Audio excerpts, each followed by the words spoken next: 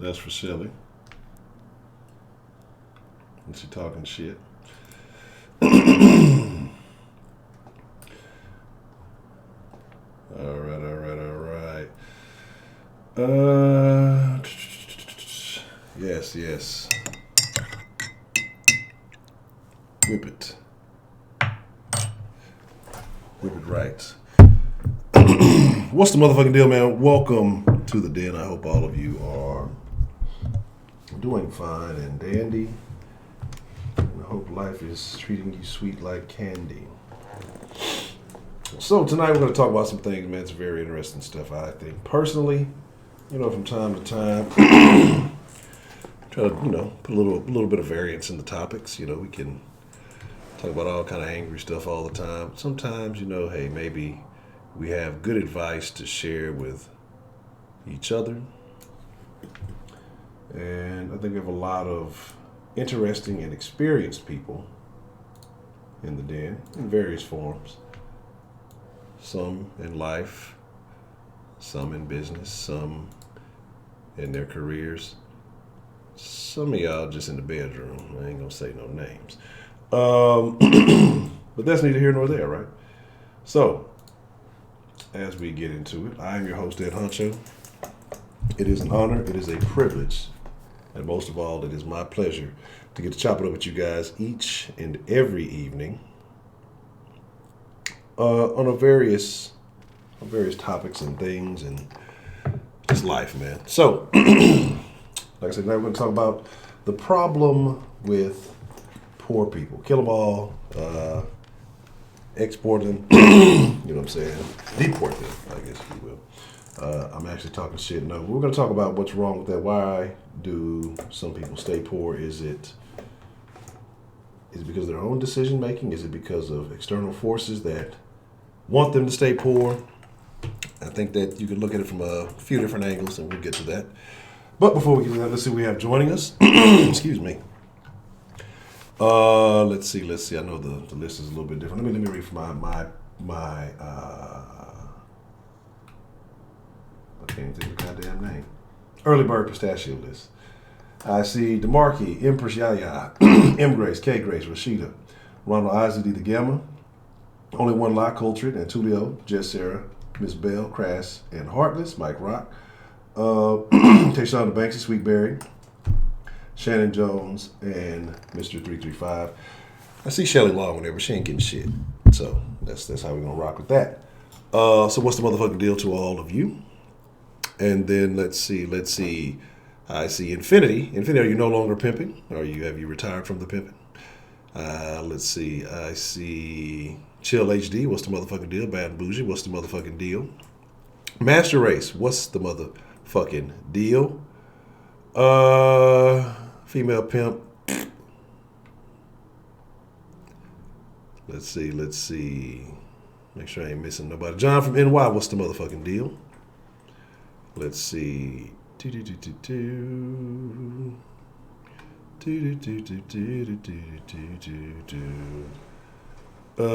Barbie. Excuse me.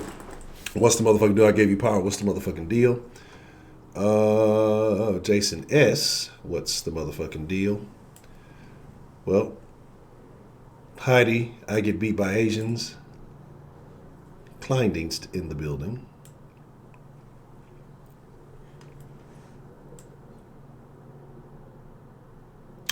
If I missed you again, like I said, I didn't intend to diss you. Let's get into some good conversation. So I had to beat Scotty a little bit. He was talking reckless. Scotty was talking down on the Rockets. I had to kick him. That's a lie. I would never do that. I don't condone animal abuse. Savage Donald Trump. What's the motherfucking deal? So, let's talk about it, man. Poor people. And now when you say poor, I think people automatically start thinking about finances. Prepaid, what's the motherfucking deal? And DeMarcus, don't even talk about the Rockets. DeMarcus, he was all in the stuff. I'm done with the Rockets. I ain't fucking with the Rockets no more. Don't even talk about them, then, nigga. Most people think financially, right? And I guess you could say that is the case. I think there's a difference between when you're talking finances, poor and broke. Broke, I think, is a temporary thing. Poor is longevity. And what I mean by that is a person can be broke but not be poor because if they have the proper mindset, and then there's different types. There's bills paid broke and then there's broke. But if you have a proper mentality, then you're always rich, right? And what I mean by that is if you believe, if you strive, if you execute, if you're action oriented, then you'll always have options. Poor is when you have resigned yourself to the mentality, the mindset, the belief that I no longer have options. This is what it is. And this is how I'm going to be. So, let me say, in my school, they lump lazy and trouble youth in with poor people to give them free stuff that has no bearing on their issues. That's actually a very interesting point. And I want to talk about that. So if I kill someone, do I got to cut the dread? Well, I mean, it depends on the scenario.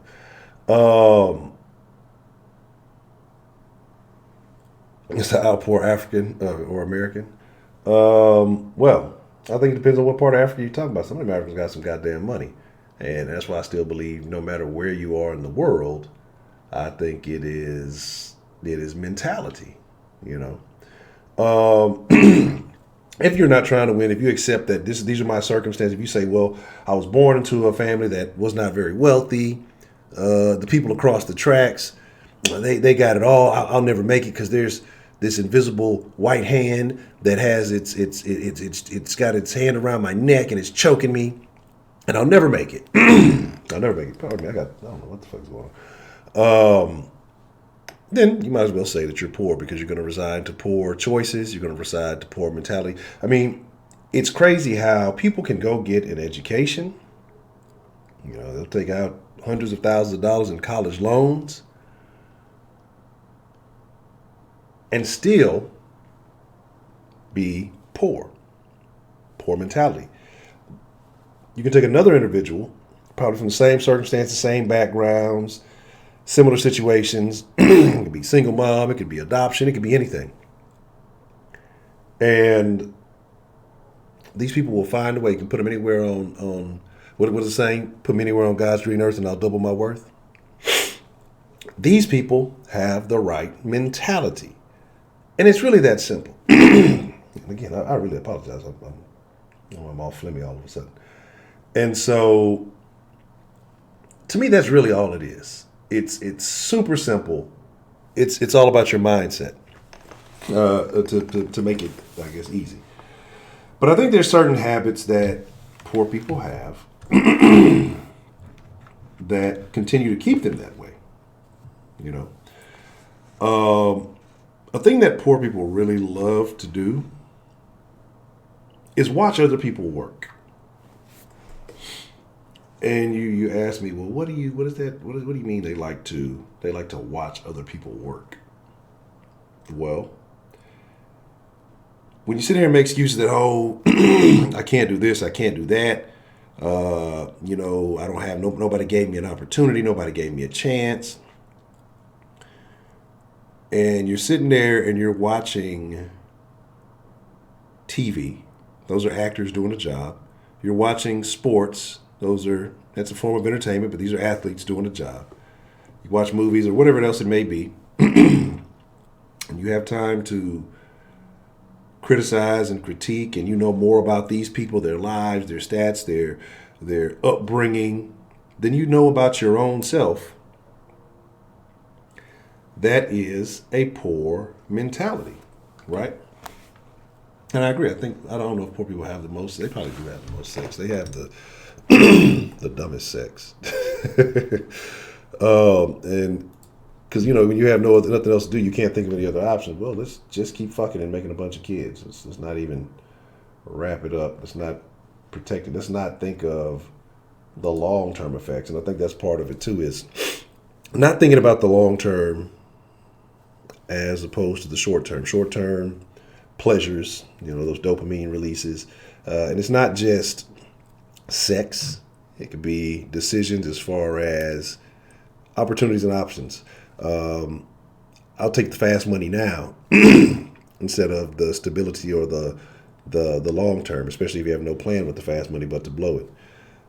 You've known lots of people who somehow they get these 5-figure fucking tax returns every year, and in less than a month, well, the paper tag has been returned or has been repossessed, and everything else that goes with it. With 5 figures, you could easily start a business with a plan and a little bit of elbow grease. You can do a lot. Even Dave Chappelle said in his last stand-up that poor is a mindset. You know what I'm saying? And he talked about the poor mindset kind of towards the end of it. If you haven't watched that, well, shame on you. But yeah, I think he talks about his upbringing, talking about his dad saying that when he explained to him what the poor mindset was. A couple of things too. I was talking about the quick things. So sometimes you have to deny yourself to have success in the long term. Make those sacrifices. Poor mindset, poor mentality is I want it, gotta have it, I need it right now, right? So that is not being able to afford it, but you'll go out of your way to buy some fucking super expensive shoes just so you can look like you got something. Dressing outside of your means to look like you have something. The foods and things that you eat, generally fast food. That's why fast food is so successful. A lot of us have poor eating habits. Eating fatty, trashy, fucking, what's the word I'm looking for? Food that's made in a laboratory. All of these just to get that quick pleasure. Eating the trash, food, the chips, the sodas, and all of these things, right? So these are poor decisions. Now, every now and then, if that's what you want to do, cool. Hey, I worked out hard, I want to have a cheat day, and I want to eat some bullshit. Awesome, do it. But if you're eating this stuff on a daily, your health is terrible. Your work ethic is probably terrible. Your decision making in other areas are probably terrible. These things translate to multiple areas of your life. And I'm saying this, one, from personal experience. And then, looking at things differently. Now, also, I think, like I said, I've talked about the entertainment stuff. Poor people are distracted. You invest more time in nonsense than in yourself. If you're not investing in yourself, then you're poor. You'll go spend money on shoes, but will think twice about investing in your education. You'll spend money on nonsense, but think twice about. You'll go to the movies. You'll, like I say, watch some show. These things that have no importance or no value in your life. But will scoff at someone reading a book. You'll talk about why everything is hard on you, but you're partying every fucking weekend. You at the club every fucking weekend. You know all the latest dance moves. You know all the latest fucking songs. The same thing with the athletes. You know all the rappers' backgrounds. You know how they came up. You got every mixtape. Every motherfucker thing, but you don't know shit about yourself. Again, watching people work, enjoying people's work. Because that's all it is. Music, this is people's work. My boy 6ix9ine getting out in a couple of days. You guys excited about that? Somebody I saw that too with the food stamps thing. People get hundreds of dollars in food stamps, and at the beginning of the month, you go and you buy the finest shit in the store. You buy the most expensive. You have rich taste buds. At the beginning of the month, by the end of the month, it's all ramen noodles. you know. So these are poor decisions. If you're going to do something like that and you know that you're going to end up eating poorly at the end of the month, why wouldn't you say, if you're going to buy these fancy things or whatever, turn it into a business, spend some money, flip some food, right? Well, there's a difference between spending your money on crabs, female pimp, and having crabs. So I don't know if we're on the same page here. We might be talking about two different things. But you know, I see it now more than ever, and I guess because I was looking at something. I'll tell you, like I said, I've been cutting off my social media times and stuff like that because that shit is a waste. But it just I like to sometimes see how people are thinking. And again, social media is not necessarily a reflection of the real world because in the real world, people are getting active, they're getting to it, and they're handling their business. They're not really concerned about a lot of this. But then there's still a lot of people who are expressing their views a lot of mononymously or whatever you want to on the internet. And I see so many people complain. There's a lot of people that I follow for the information. A lot of people give a lot of good free information out there. And in various areas, and a lot of them black, right? Because the reason why specifically, because when I see niggas say, oh, I can't do this because, the white man ain't going to let you do this and they ain't going to let you. I follow a lot of black people who are successful. So I never fall into that narrative. You know what I'm saying? Because the narrative is, it's because you're black, you can't find success. But the one common denominator is focus, dedication, and you see these people succeed, and they don't believe, they don't tell themselves this bullshit. They don't buy into the bullshit. No, I'll talk about black people. I'll talk about everybody, but exactly. And you have these certain if you're heavily aligned with one political party, it tells you a lot. But here's the thing too that's crazy about it, because there's a lot of successful black Democrats that aren't making money off political pimping, but yet they still feel the same, or they still push that fucking narrative, right? B minus, Heidi. And it makes me upset because those are the worst kinds of people. Successful people who tell you, well, the reason you can't, those people think you're stupid.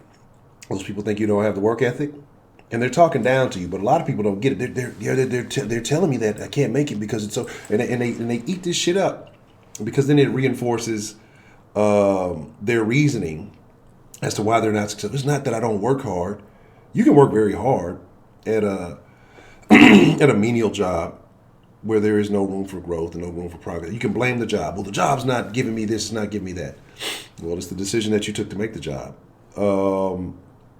You can take that. Yeah, I've seen Donut Operator. I think Coach just sent me a video from Donut Operator. I think I might have watched one other one outside of that.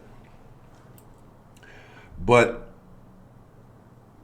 if you're going to work at Mickey D's, there's only so much room for growth, right? And you have to have a plan. If you're going to Mickey D's and you're still trying to hit the club, you're still trying to spend your money knowing that you're not making that much, that's your own fault. Those are that's your own fucking fault. Nobody to blame for that. If you know you have limited resources and you're wasting them on bullshit, a word? And you're wasting them on bullshit, that's your own fault. Nobody owes you anything. Nobody owes you a job. Another example of poor mindset is a person who goes to these jobs, right? So you got whatever job it may be. And it kills me, especially if it's a minimum wage job.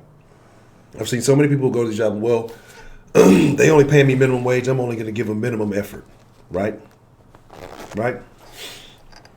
And so that's a sign of your poor mentality. It has nothing to do with the job and what they're paying you. This is what you accepted. And then now you're mad because you chose to accept that. Oh yeah, absolutely. I agree with that too, Delta Echo Golf. Because it's a lot of these policies, you see them come, they don't even know what's going on because they don't go back. They don't go there. And I have my own various thoughts on that, but we'll kind of get into that sooner or later. And I agree, but then that's also a poor mentality. I feel like too, John. Well, if I make too much, my stamp's gonna get cut off, or my housing gonna get cut off, etc., etc. But you would rather limit yourself to what they're willing to give you, as opposed to knowing that you have unlimited potential if you believe in yourself. Broderick. Great point. And let me tell y'all one thing. There's something that happened when I really started changing my mentality about things. I told y'all, some shit happened in my life.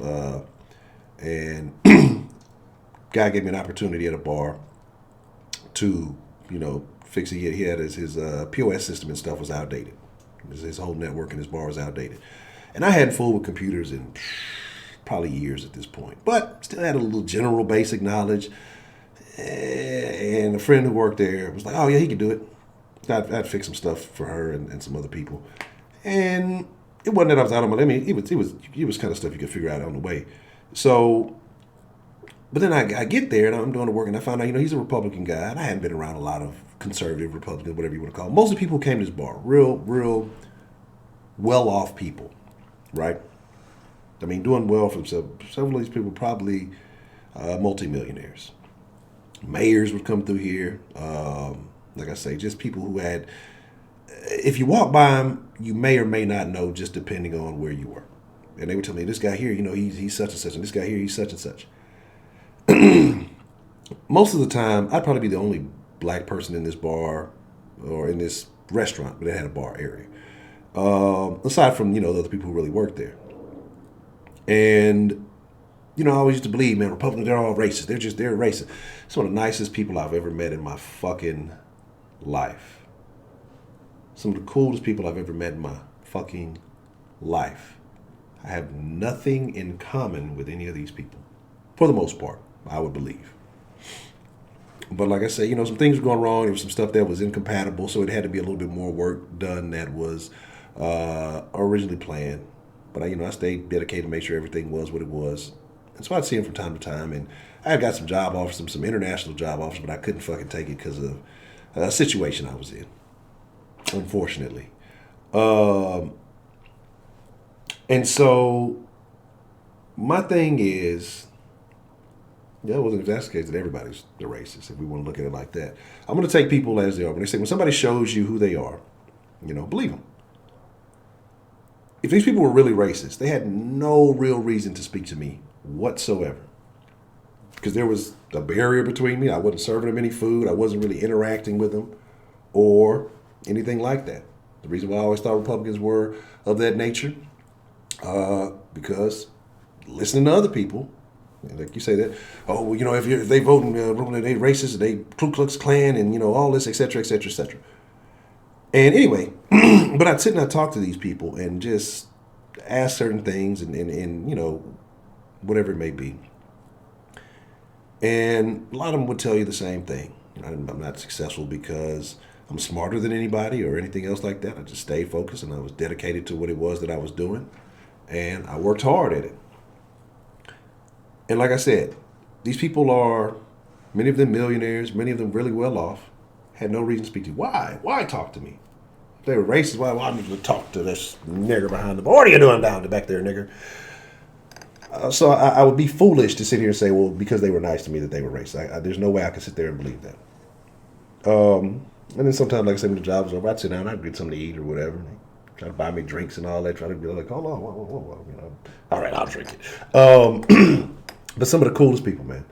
And that changed my mentality towards conservative, Republican people as a whole. Just changed my whole view on people at that point. And that's when I started really realizing, like, and again, that was a time when I told you it was a point where I was locking myself in a room. Coulter donated $1. I got a support for for spitting truth that people would hate you for. Fuck the nonsense. Fuck hypocrites. Thank you for being honest about conservatives. Yeah. Support Honcho viewers. and exactly. And so I appreciate that, Coach. And so, and like I say, it was kind of eye-opening. And again, like I said, just a bunch of stuff. It was just a time in my life. It was I was taking in a lot of new information, just about life. Getting outside of the comfort zone, getting away from the people I'd always been hanging around. Like that was the time I cut a lot of people off. And later on, I pretty much cut everybody else off. But I realized that the situation was mentality. The thing that these people, like I say, the black people I follow and I study, I pay attention to, that these conservative people, and not all saying all conservatives are rich, not saying all liberals are poor. The common denominator is hard work, effort, and dedication to whatever it is. I'm not sitting here listening and saying, well, there's, it's because of this or it's because of that. Getting knocked down, getting back up, and continuing to push forward, no matter what the circumstances are.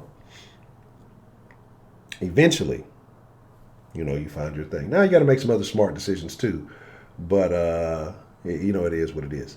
So I'm going to open up the line here shortly, because like I say, I think that there are a lot of people who have a lot of different backgrounds here in the den. I think a lot of people have had a lot of different experiences here in the den, and I'd like to hear it. And so I'm not going to take up the whole den time of everybody, and I want to hear y'all. That's what the den is about. You guys, your thoughts, your opinions. I appreciate the love, just Sarah. Thank you. And make sure you're following. I gotta fucking put the shit up there. Make sure you're following Ed Honcho HTX on Instagram and Twitter. Den Show Live on Facebook. Go like the page. Sarah donated $2 through Super Chat. Honcho ist the code of Ziege. MISTY no one Cass Gesicht mit Freudentränen, Gesicht mit Freudentränen. And so, my thing is, when we open up the line, I want to know your experience. I want to know your beliefs. I want to know your thoughts. Is there, some people may believe that there's an invisible force, that there's something that's just suppressing people. There's a systematic situation that is limiting certain groups from having access. But then you look back into history and you see these same certain groups were having success on their own right. So why was it easier for them to have success then than it is now? And you say, well, when those groups, they got it together, people came in and they ruined it for them. Absolutely true. But you know what those groups did after that? They got it back together. They didn't let that situation stop them. They knew what they wanted in life. They knew what type of lifestyle they wanted to live. And they got back together and they got back to doing what was necessary. And guess what? They thrived again.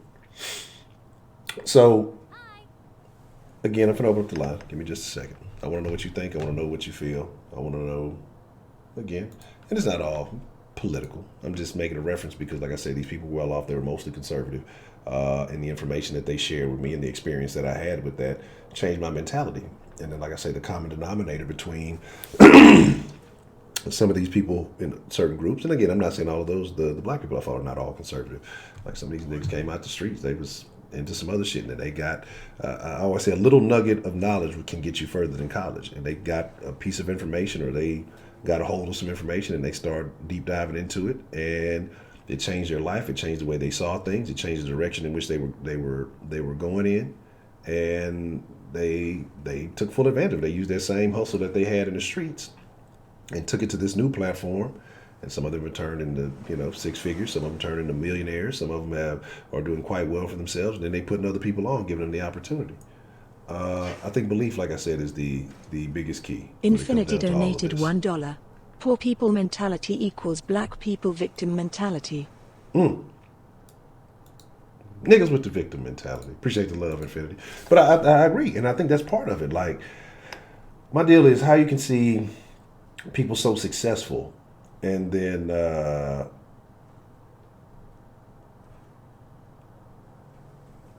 okay. I'm just okay,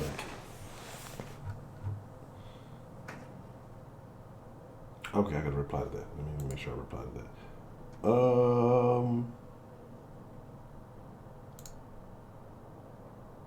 See, I can tell I don't be checking the line in between streams and stuff like that. All right, give me 1 second. Let me get this open, and we'll go from there. But like I say, man,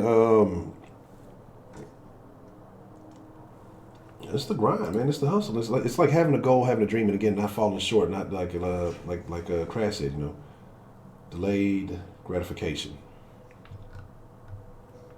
And I think also with delayed gratification is important, very important. People need to have deliberate gratitude. And what I mean by that, be grateful for everything. There's a lot of people who complain way more than they're grateful. There's a lot of people who complain without the experience. And what I mean by that is they complain about shit that they complain about other people's experience. They don't do it themselves. They see, well, this happened to this other person. This other person told me, when they were doing this and doing that, all the bad stuff happened to them, and this is why it wouldn't work. But 9 times out of 10, when you get a negative story from someone, they don't give you the full. They don't give you the full story. People tend to leave out the negatives on their behalf, or what they did wrong, or what they edging. Edge Honcho. Hey yo. But I think that's part of it, man. So, again, it's a lot of conditioning. And it's not conditioning by the system, in my opinion. And it maybe it is. Maybe it's not. I don't know. But we talked about the monkey experiment thing, right? I think we did in here. If not, we might have talked about it in the mixer. We talked about the monkey experiment. And the monkey experiment, basically, the monkeys climbed the ladder to get a reward, and they all got sprayed. Everybody at the bottom of the ladder got sprayed when the one monkey would go up there. And then, so eventually when a monkey would try to go up there, they'd pull the monkeys down. The other monkeys would pull them down. And then they would replace the monkeys one by one, and the other monkeys would try to pull up. Then they just start emulating the behavior. So it got to the point where all the monkeys were replaced, but they all still emulated the same behavior, even though none of them had the experience, right? Yes, the monkey. I fucking hate Heidi. No, I want to hear you say with your German accent, right?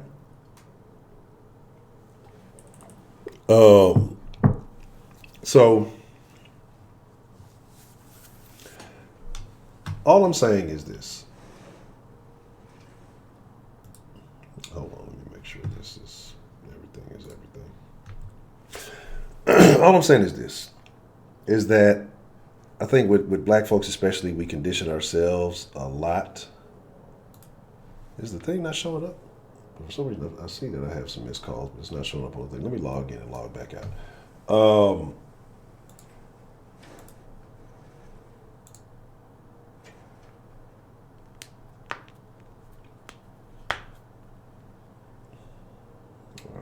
Let's see here. But I think a lot of it is black people just telling, well, you can't do this because of this. You can't do this because of that. You can't do. And I mean, if you're black, I want you to be honest with yourself, right? I want you to be extremely honest with yourself, right? And I think financial education is important too. I think that's extremely important because you see so many people who do, say you get lucky and make a significant amount of money, and then you end up losing it because you have poor financial education. What's the motherfucking deal? Who do we have calling in to the den this evening? You're the motherfucking deal, Honcho. Miss Grace, how are you this evening? Thank you for that. I feel like the motherfucking deal. I'm doing well. My daughter texted me from work telling me she was listening to the den today. So when I was tutoring tonight, then she sent me another text. The den is on, so you can go say hi. Well, shout out to not only Miss K Grace, shout out to M Grace too. M Grace, that's my girl. That is my girl. What's I going to say here? People that don't want to consistently work smart because they think it's beneath them are the ones that complain the most, and they're the most broke-ass motherfuckers ever. I cannot stand being around broke people. They work my nerves. Coming up, you know how I grew up. Yes. You know what I mean? In the hood, the riots, the whole neighborhood was on fire, all that other stuff. You know what I mean? But the same opportunities that were presented to me were presented to everyone else. You know what I mean? They started to take advantage of it, but they never finished. They never kept their eye on the prize, and they never had a real plan. You know what I mean? It was always, let me see how I can get over here. Let me see if I can get over there. Is those type of things. Let me see if I can get somebody else to do it all for me while I sit back and not do much about it. You know what I mean? I myself never considered myself poor. because I felt like I was smart and I never wanted to live beyond my means, but yet I lived life to the fullest. I wear very few designer clothing. Clothes don't make me, I make the clothes. You know, I see these people out there, they're wearing designer clothing and things like that there. They don't have their bodies in shape, and let that dirty little bra strap slip down. They don't even wear good undergarment. You know what I mean? It's all freaking D-Mark Chris gray and Johnson stained and all that donated other dollar foolishness. through Their Super hair's Chat. done, their nails done. Honcho You know what I mean? The Crispity kids are Crack doing Kitty poorly in Kanscheit school. Reckon sich You vor mean, Lachen because auf dem everything Boden, is a wälzen show sich and vor Lachen everybody auf is dem so Boden, wälzen fake. sich vor And it's Lachen auf frustrating. dem Boden, You wälzen. mean you have to have a plan, and you never let anybody distract you from your plan. Correct. You mean no matter what's going on, and you have to see what you're willing to sacrifice. I knew that I wanted to go back to school. I kind of knew what I wanted to do, and what I wasn't going to sacrifice was my kids and the home. Other things, going out, partying, hanging out, and all that other stuff, I had to give up those things. Correct. You mean, and get them down to a minimal. You mean, I was paying into early retirement where some of the other teachers didn't. I don't know if you noticed, but one of my friends, she just passed away last Thursday. And I felt badly. I said she didn't even get a chance to retire. You know what I mean? She was 61. I was paying into early retirement, Honcho, and some of the other ones didn't want to do it. I wasn't going to miss that extra $20 here and there. No. You mean, you learn to live without it. You mean, they have bad credit. You mean, they don't want to cook. They want to eat out all the time. You know what I mean? Even longevity. And I'm glad that Trill, or I think Honcho, the secret's out. Teachers don't make as little money as people think. You know what I mean? Here, we start on the same step, okay? I think there's like maybe 10 or 12 steps. Okay, you start on the same step, but you change salary lanes dependent on how much of an education you have. So you can, the lowest step, you'll start off like a bachelor's, and if you have a bachelor's plus 15, you go over, you change salary lanes, bachelor's plus 30, bachelor's plus 45, master's plus 15, 45, you mean like that. You mean, so I started out, you know what I mean, master's plus 15, and the more education I got, I moved over. The highest one was PhD, and before that was the CAGs. You mean, teachers also, because I wish more of our people would go into teaching. Every, after 10 years of working, you get longevity. Every December, you get this extra little $500 check. It wasn't much of anything when they took the tax out of it. So then they came out with some other form that we could sign, and they said for the longevity, instead of taking the $500 every year, you can elect to take $3,000 3 years in a row. That's $9,000 that you can get off the top. I looked at that and said, to get this amount of money, I would work 18 more years. I'm going to be retiring in 10 years, so give me my money. And I invest it. You mean, ask prepaid. What's the number one restaurant around the world? Wherever you go, McDonald's. You invest in McDonald's. You have share in McDonald's. I don't hardly eat McDonald's. I'll drink the iced coffee, but I want everybody to go to McDonald's because it puts money in my pocket. You've got to be smart about it.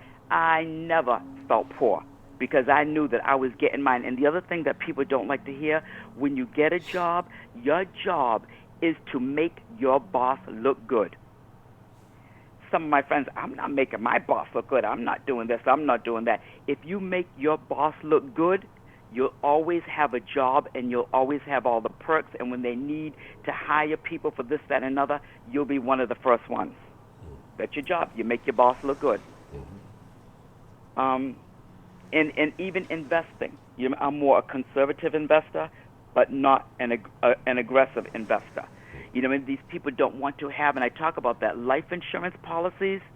My mother taught us that even 50 cents a week. You know what I mean? You get your life insurance policies, the more money you make, then you increase it. Then you add a rider to it.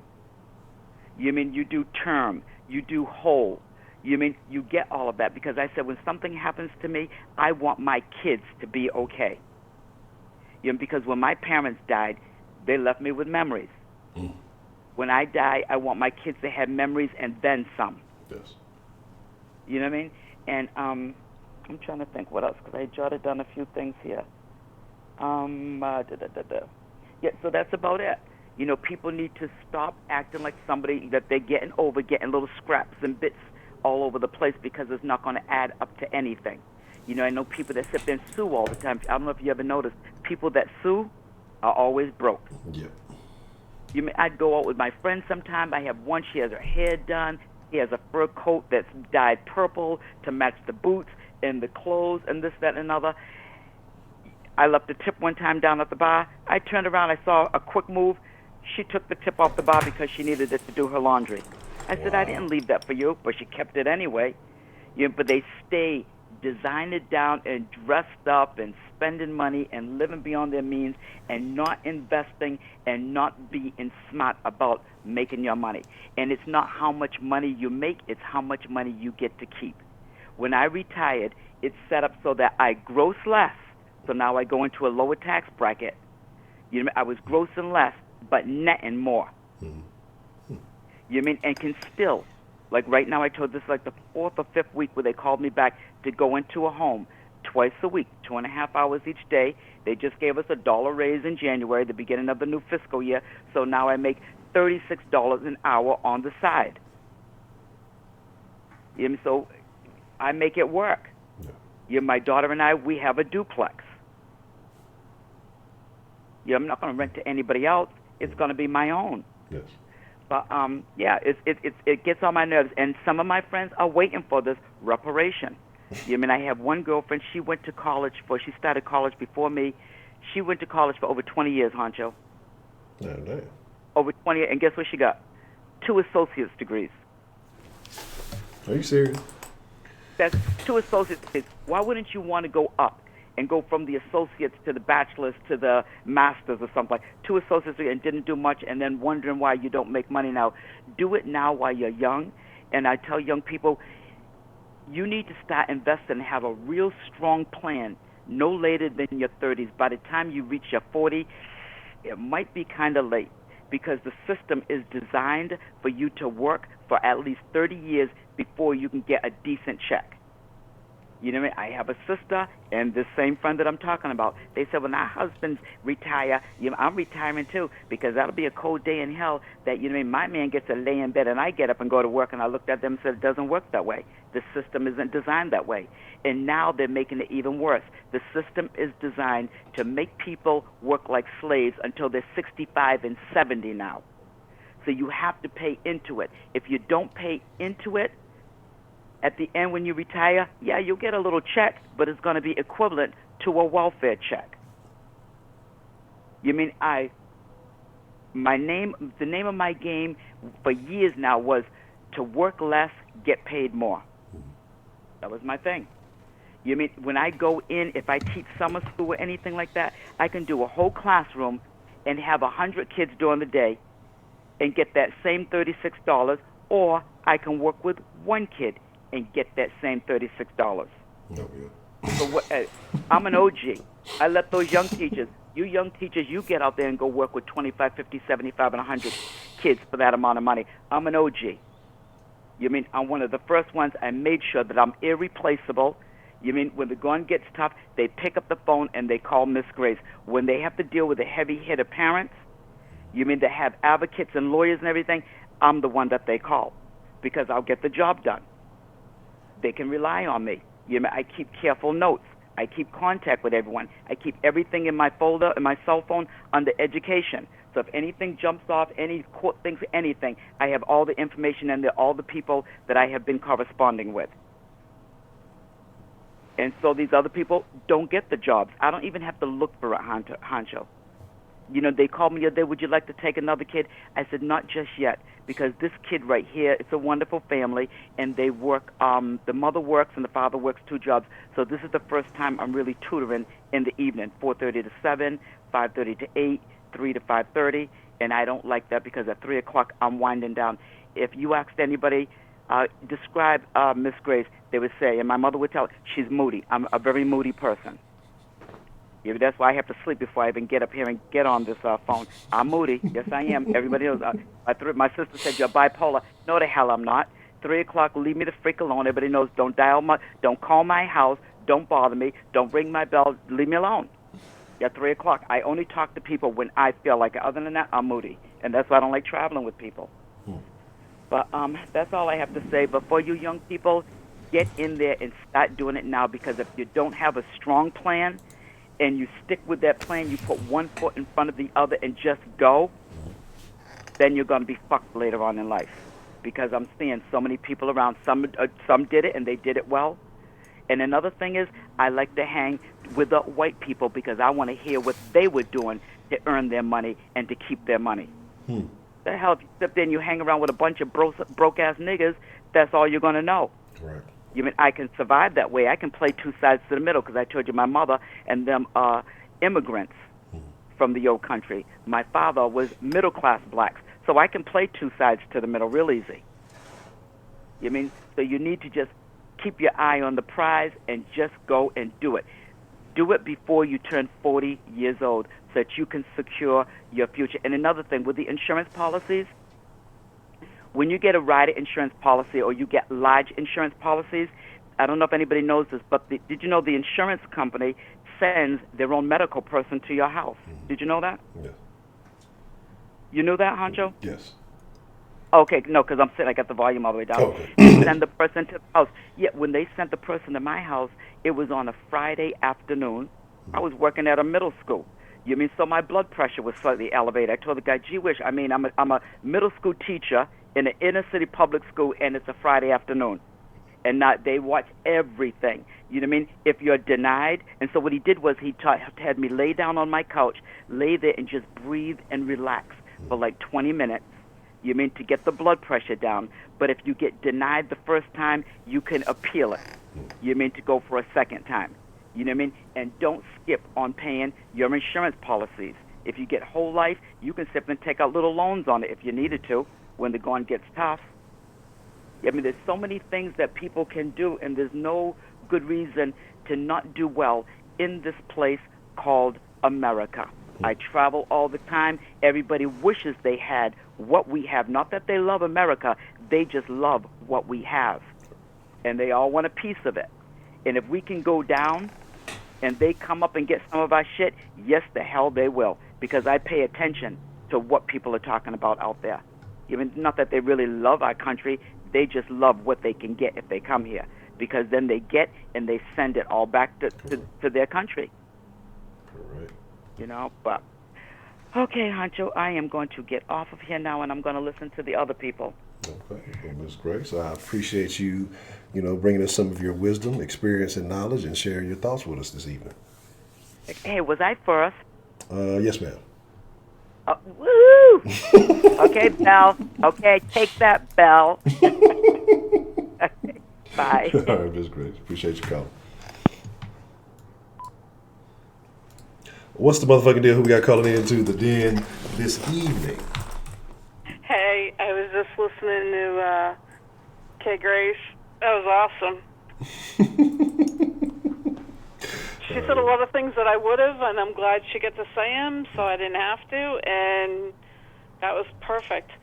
I actually had a conversation with my daughter about the topic for tonight, and we happened to come across talking about cancel culture.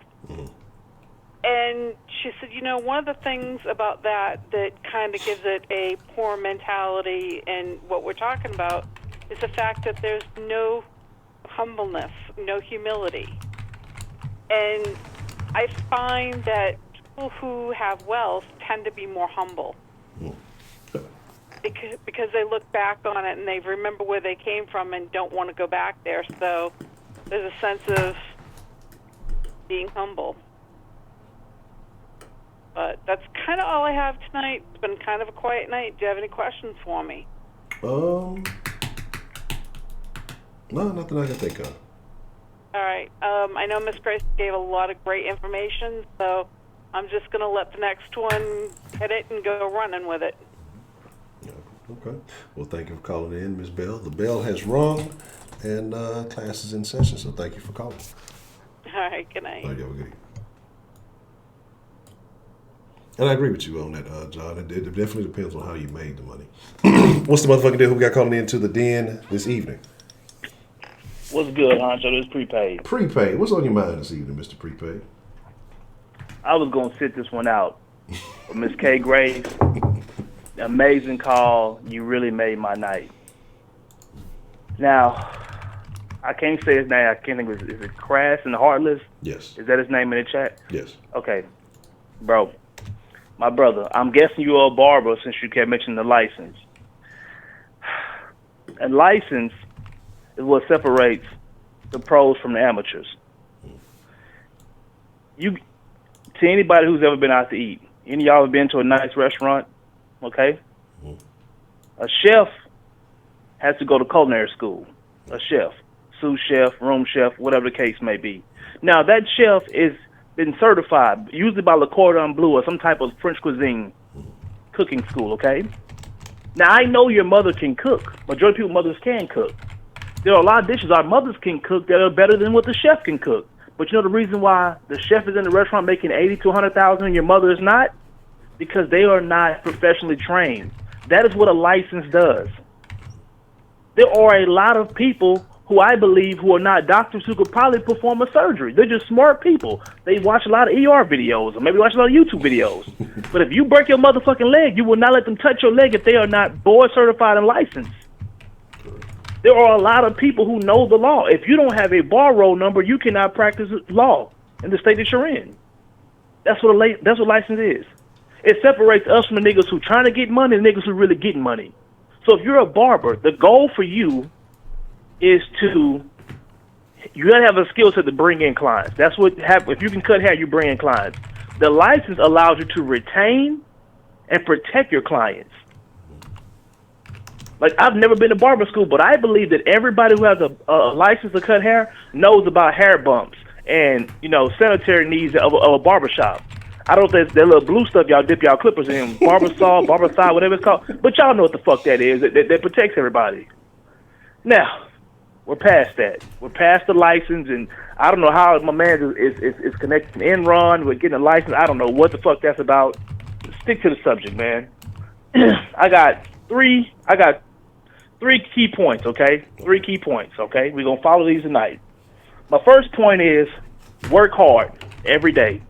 Everybody, if you are under the age of 40, your focus should be on working hard every day. It does not matter your job. It does not matter how much you're getting paid. Your job is to work hard every day. I said every day. Not Monday through Friday, not Monday through Saturday, every day. You put your head down and work as hard as you can, because there's going to be a time comes when you turn about 55 or 60 where you cannot physically do this job anymore, where you have to literally slow down because your body will not allow it. So from the time when you get to your career, I'm guessing most people get in their career about what, 21, between 21 and 25. From that point to your 50, you should have 15 years of every day putting your head down and putting that fucking work in. If you work a 9 to 5, every day. 8 to 4, whatever the case, every day. Work fucking hard. Bust your ass so when you get older, you don't have to. As Miss K. Grace told you, there are so many people who cannot retire because they didn't work hard enough. You don't want to be in that position. Number 2, nobody cares. Work harder. For all you little liberal lefties, pencil necks, as I call y'all, crime motherfuckers, don't nobody care. Y'all get on social media and talk about how unfair life is. No one gives a shit. No one cares. Work harder. The more successful you become, the louder your voice becomes. And I guarantee the harder you work, the least you're going to complain about shit. Because you put the work in. You put the grind in. Number 3. Poor people don't bother me. Because without poor people, my success will mean nothing. Because as hard as I work, there got to be somebody who's working just as less hard as I am. They're the inverse of me. My money holds so much value because they refuse to get anything for themselves. See, if we had no poor people, there would be no reason to be successful. Everybody's rich. So you need the poor people. If what I just said just offended you, good. Now let me give you a tip to get you up from being poor. Learn this concept called shoebox money. I learned this from a person who sold a whole lot of dope, okay? Shoebox money is a mentality where you have to basically hide money from yourself to be successful. For example, every paycheck. Let's say you work at McDonald's and every paycheck you get $200, okay? You take it, you cash a check or deposit, whatever you do with your check, okay? Every month, every time you get paid, every 2 weeks, You take $20 to $40, depending on what percentage you want to save, and put it in a shoebox. The key with the shoebox is for you not to see how much money is inside this shoebox. Now, the goal for you is to set a tentative date. Let's say, for example, you start your shoebox money, because I know somebody in here is going to take these notes down. If you start your shoebox money today, which is December 16th, and your goal is to save as much money as you can for December 16th, 2020, you take a piece of duct tape on both sides of the shoe, on one side of the shoebox where you can see, cover the hole. The other side where you can see the hole from the shoebox, you slide your $20 bills inside that shoebox. Now, the key behind the shoebox money is the only person can know where it is you. The only person who has access to it is you. If you allow somebody to know where your shoebox money has been held at, they're going to either steal it or borrow the money from it. It does you absolutely no good. After 1 year of shoebox money, I want you to open up the shoebox money. I want you to take a picture of it. I don't want you to spend it. I want you to look at it. After that, I want you to count the money up. Now, while you're counting this money up, while this year has went by and you've been saving, you should have had a tentative goal to do with the money. There should have been a game plan as to what you were going to do with it. I don't care if you go and invest the motherfucking money in rental spoons. It don't matter. You are doing it for a reason, to prove you can invest in something, that you can prove yourself that you can save this money. No matter how much disposable income you have proven to yourself that you can save this allotted amount of money. If I had to guess, in that year, you're probably going to save at the bare minimum between $2,000 and $3,000 cash. Get you some shoebox money. Now, after you do the shoebox money, you find out to yourself, damn, I really can save $40 every 2 weeks. I can save $80 a month. I can save this amount. I can do whatever the case, whatever the amount of money you're saving. You're going to start realizing that a lot of things you thought you could not do, you can do. You're going to start realizing your mindset is what takes you from point A to point B in the fastest way of getting there. You're going to realize that for you to be financially successful, it starts with you and you setting down these boundaries. Now, the older you get in this journey, I want all y'all to think back on the shoebox money. So, for example, black people, we never had access to insurance. You know what I'm saying? Majority of us die, our parents die, or our family members die. They die with no life insurance. You can change it. You can break that barrier. Most of your parents die, leaving with beautiful memories. When you die, you can leave your kids with some Benzes. You can literally pay for your life insurance for you and your spouses and your children with your shoebox money. Now, see how I connected all that? For that small amount of that $40, $50 you've been saving, there goes your life insurance. For anybody who called into this call, this should help you out. For those of you who feel like what I'm saying is a foreign language, you're going to be broke forever anyway. Y'all be blessed. Good night. No, really appreciate it. Free game tonight, folks. Free game in the den. Don't say y'all ain't never got nothing out the den. What's the motherfucking deal? Who we got calling into the den this evening? Hey, Honcho, it's Misty. How are you doing? Hello, Dream Barbie. How are you this evening, Miss Misty? Yeah, I'm telling you, isn't that some kind of name? I was just playing around. They locked me out of my thing, and so I got to try to get my name back. What I was gonna mention was, I think a lot of people when they start out as teenagers, getting ready to get out of school, or graduation or whatever, and they start talking to their parents about, I want to do this, or I don't want to go to college, or we have a lot of very lazy youth that don't want to do a lot of stuff. They don't want to put the effort into. Some of them don't want to put the effort into going to college, or they go there and they don't know what they want to do, or whatever. But if you teach them or try to really work with them on having a solid plan, and don't pick out, I'm thinking the degree of like ass wiping or something, which I did, but I'm just using that as an example. But I think out nursing. We know there's a demand for nurses all over the country. I can walk out the door tomorrow and go work somewhere else, And that's kind of like how I told my son. I said, don't go get a degree in arts, whatever, such and such and such. And, because like my parents couldn't really afford to pay for like my whole college. So when I went, I knew I needed to find something, and it needed to be something that I would enjoy, but also that paid money, or that I knew I could make a good living with. And, I've done the same thing with my son. I've told him, I didn't think he was going to go in the military, but I mean, do the same thing. Look at it. Try to look at it with eyes that you can see something that you would love to do with your life and be happy. But also, it's gotta pay something that's going to pay for your bills or whatever. Like Miss Grace said, work less and make more. I mean, and you can do that with the nursing. I mean, we have all kinds of, like, you can work on the weekends only.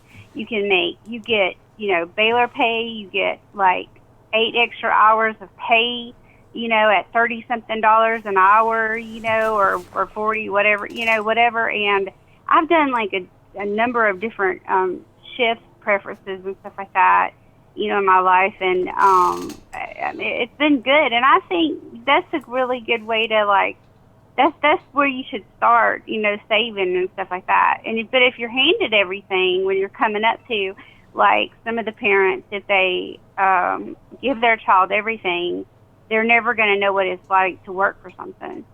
So just like I was saying, my parents did me, and I did my son. We did our son. I mean, he got a job when he was 16, and I got a job when I was 16. I paid for a lot of my stuff. I learned what it was like to not just be handed everything, but I learned what it was like to work for what I got.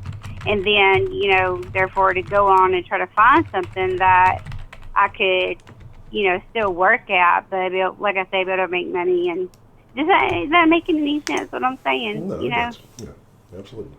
Yeah. So I just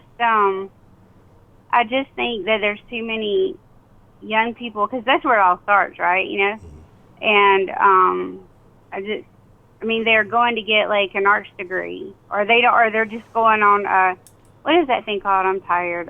Their degree, an unknown degree, yet, because they're still trying to figure out what they want to do. So, and I know that's going to happen, but it's just, I think the kids these days are too spoiled, some of them, and they don't really.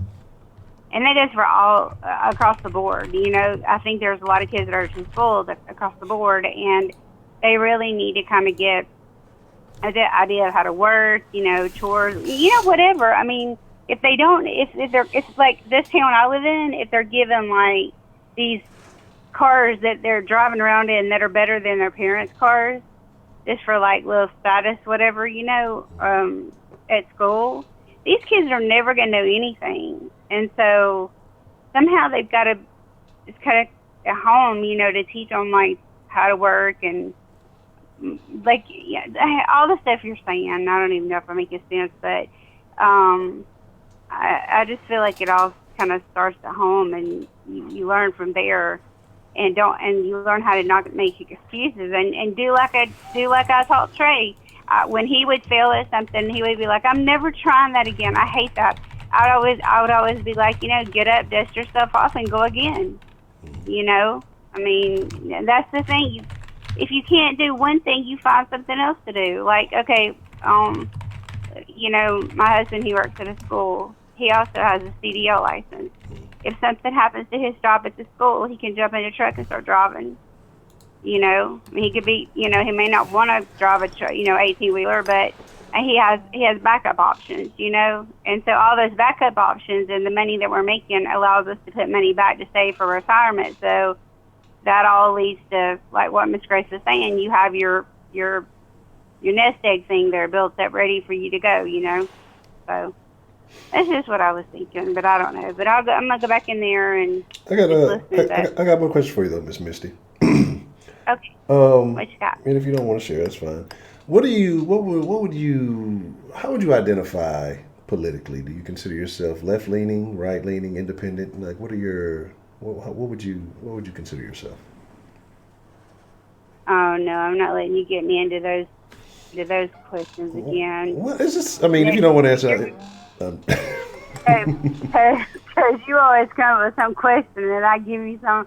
I mean, I think at one point in time I would have said that I was more Democrat, but now more Republican in the last several years. But I'll be honest with you, I didn't vote for what's his name, and I know that's horrible, but I just didn't vote for him. His hair flopping over like a chicken. You know, I know I'm not voting for him on the hair. It's just that Donald Trump reminds me of a game show host. You know, to me, he's like a game show host or something, you know, and he just don't, I mean, tweeting out and all that. I don't know. He just don't strike me as a real president type. I mean, I don't want to sound, you know, funny about him or whatever, because there's people in there, I'm sure, that just love him half to death, but, and I don't hate him. I just don't see how he would really knows how to be a president. I mean, I know he knows how to run a business and make money and stuff like that, but I don't know. There's just something about him that I just can't really be excited with him, you know. But yeah, Republican, and I know I don't have any wings. Okay. Just asking, just curious. I mean, I started out Democrat though. I mean, because I thought, you know, poor people. I always heard, like, I don't know, like, everything about politics, but I always heard, well, you know, Democrats are for the poor people, and Democrats this and, you know, all that from my dad and stuff like that. And then as I grew older and just started, you know, discovering other things, I mean, I kind of felt like Republican was more my thing, you know. But anyway, yeah, I can't let you catch me up any more of them crazy necklace questions and stuff. Well, it's a presidential question. I mean, I don't, you know. Yeah, I know, but you'll find a way to turn it into something. You asked me what you was asking me, was I right wing or left wing? There's no telling what in the world that would mean. It starts out sounding innocent, and then it turns into some kind of vulgar, malicious, evil, demonic thing that you come up with. Kind of true. You have people looking up in the WebMD and come to find out it's a necklace of cum around your neck. Ooh. Good God, that's a mess, honey. Yeah, you say that's tough, and there it is, and it is what it is. So,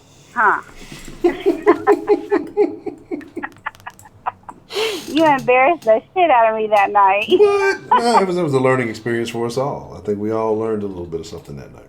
Well, I didn't know what it was, so I mean, you know, I didn't know the official name of whatever. I mean, and then I go looking the thing up, and I'm like, what the hell? Oh, I could have came through there and squeezed your little neck.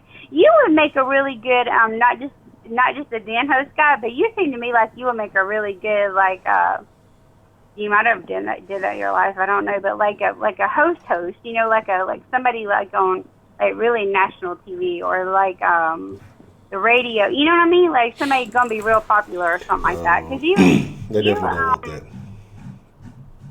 I think that could possibly happen. I'd be canceled too quick.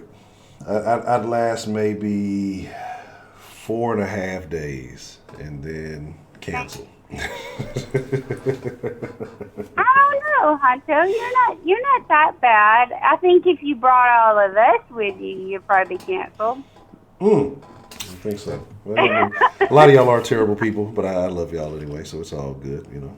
Nothing wrong. I know. Okay, well, all right. Well, yeah, that was all I was thinking. My Misty's version of getting around to the point that, you know, the kids need to learn how to not be handed everything, and then, you know, learn from the bottom up, you know, from being born, you know, grow up and learn to work and do all that and pick the right fields and, you know, things like that. And, I mean, it's there, you know. I mean, even if a person wanted to be a nurse, you can start out, like, you can go, like, to the community college I have right now that's near me and get a 2-year degree, and you'll be an RN, and you can make, I mean, you know, I think the starting is like $34, $35 an hour. I mean, so, and that's not bad. I mean, that's not bad at all. So, I mean, you know, there's a lot of things that you can do, you know, that, and I don't know, you just have to think about it, I guess. But I'm gone, okay? All right, well, I appreciate you calling in, Miss Misty. Okay, thank you, sir. All right, have a good evening. What's the motherfucking deal? Who we got calling into the den this evening? I don't know, you just have to think about it, I guess. Hello? Hello. Oh, shit. I don't know why, I have you on the TV, but it's not live, I guess. You gotta check if the little red button by the word live on. Sometimes if it's not, then you'll be a couple of seconds behind. But if you have it, if it's red and it's live, it should be up to date. Oh, I get it. I'm a bit slow today. What's the motherfucking deal, Honcho? Oh, everything is good, Mr. Ken. What's on your mind this evening about the particular topic when we're speaking about poor people? Yeah, poor people are poor. Poor people are indeed poor as fuck. Poor in the mind. I believe it begins in the mind, and then it extends through your pocket, I want to say.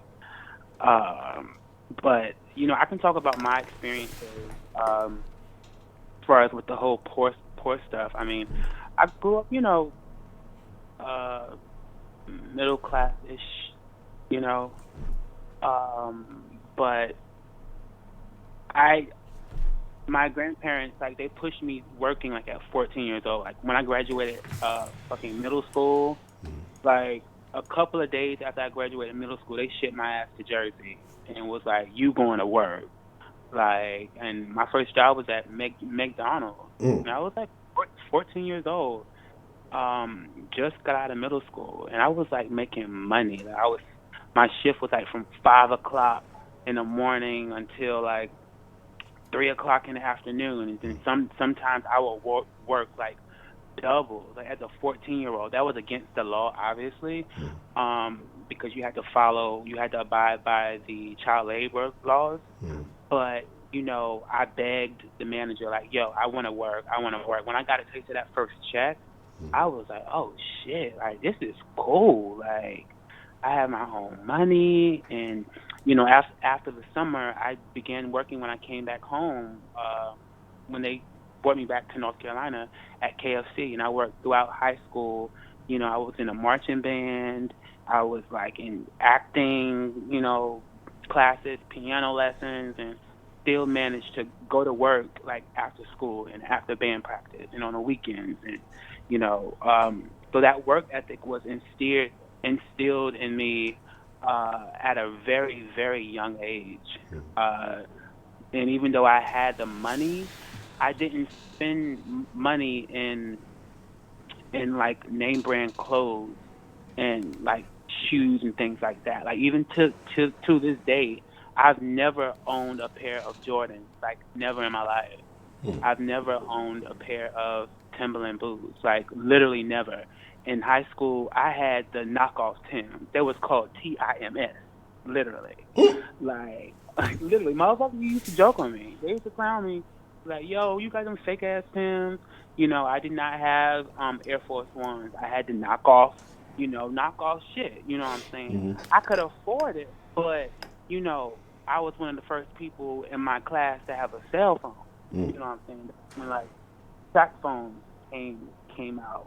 Motherfuckers rocking all these clothing and shit, but they was asking to use my phone. I'm like, nah, ho, go get your own, because you joking on my TIMSs, and I'm popping with the phone. You know what I'm saying? I'm popping with the car. I bought my first car when I was 15. Like, one of the first people, like, I was spending my money on real shit, not Jordans and, shit that I considered bullshit, but, and I do agree with what the lady said, that you wear the clothes. Like growing up, like overweight, it was hard for me to buy clothes.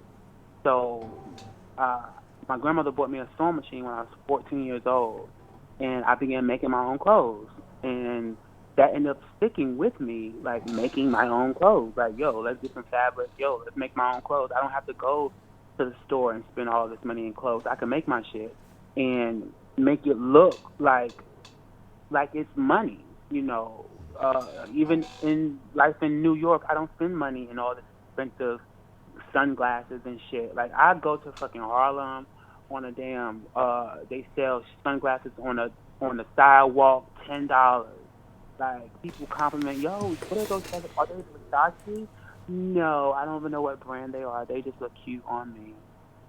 It cost me $10. You know, I'm not. I'll tell you, shit is cheap. The only thing I really spend money on is like dress shoes and boots, things like that. But I feel as though that $600, that $400 you spend in sneakers, you could put that into an experience, into a trip overseas. You know, I care about experiences more than I care about, you know, I mean, I care about, you know, how I look, but I care about experiences like even more. Lock You know, love to donated dollar experience through life and Super experience Chat. the world and CNN see Tonight things. with Ed Honcho. So when I used to be like really frivolous with money at the same time because I did make a lot. But I began to create my monthly and weekly budget, and I would abide by it. I would hang it on my wall in my home, and I would literally abide by that monthly and weekly budget. How much money I put towards my bills, to the T.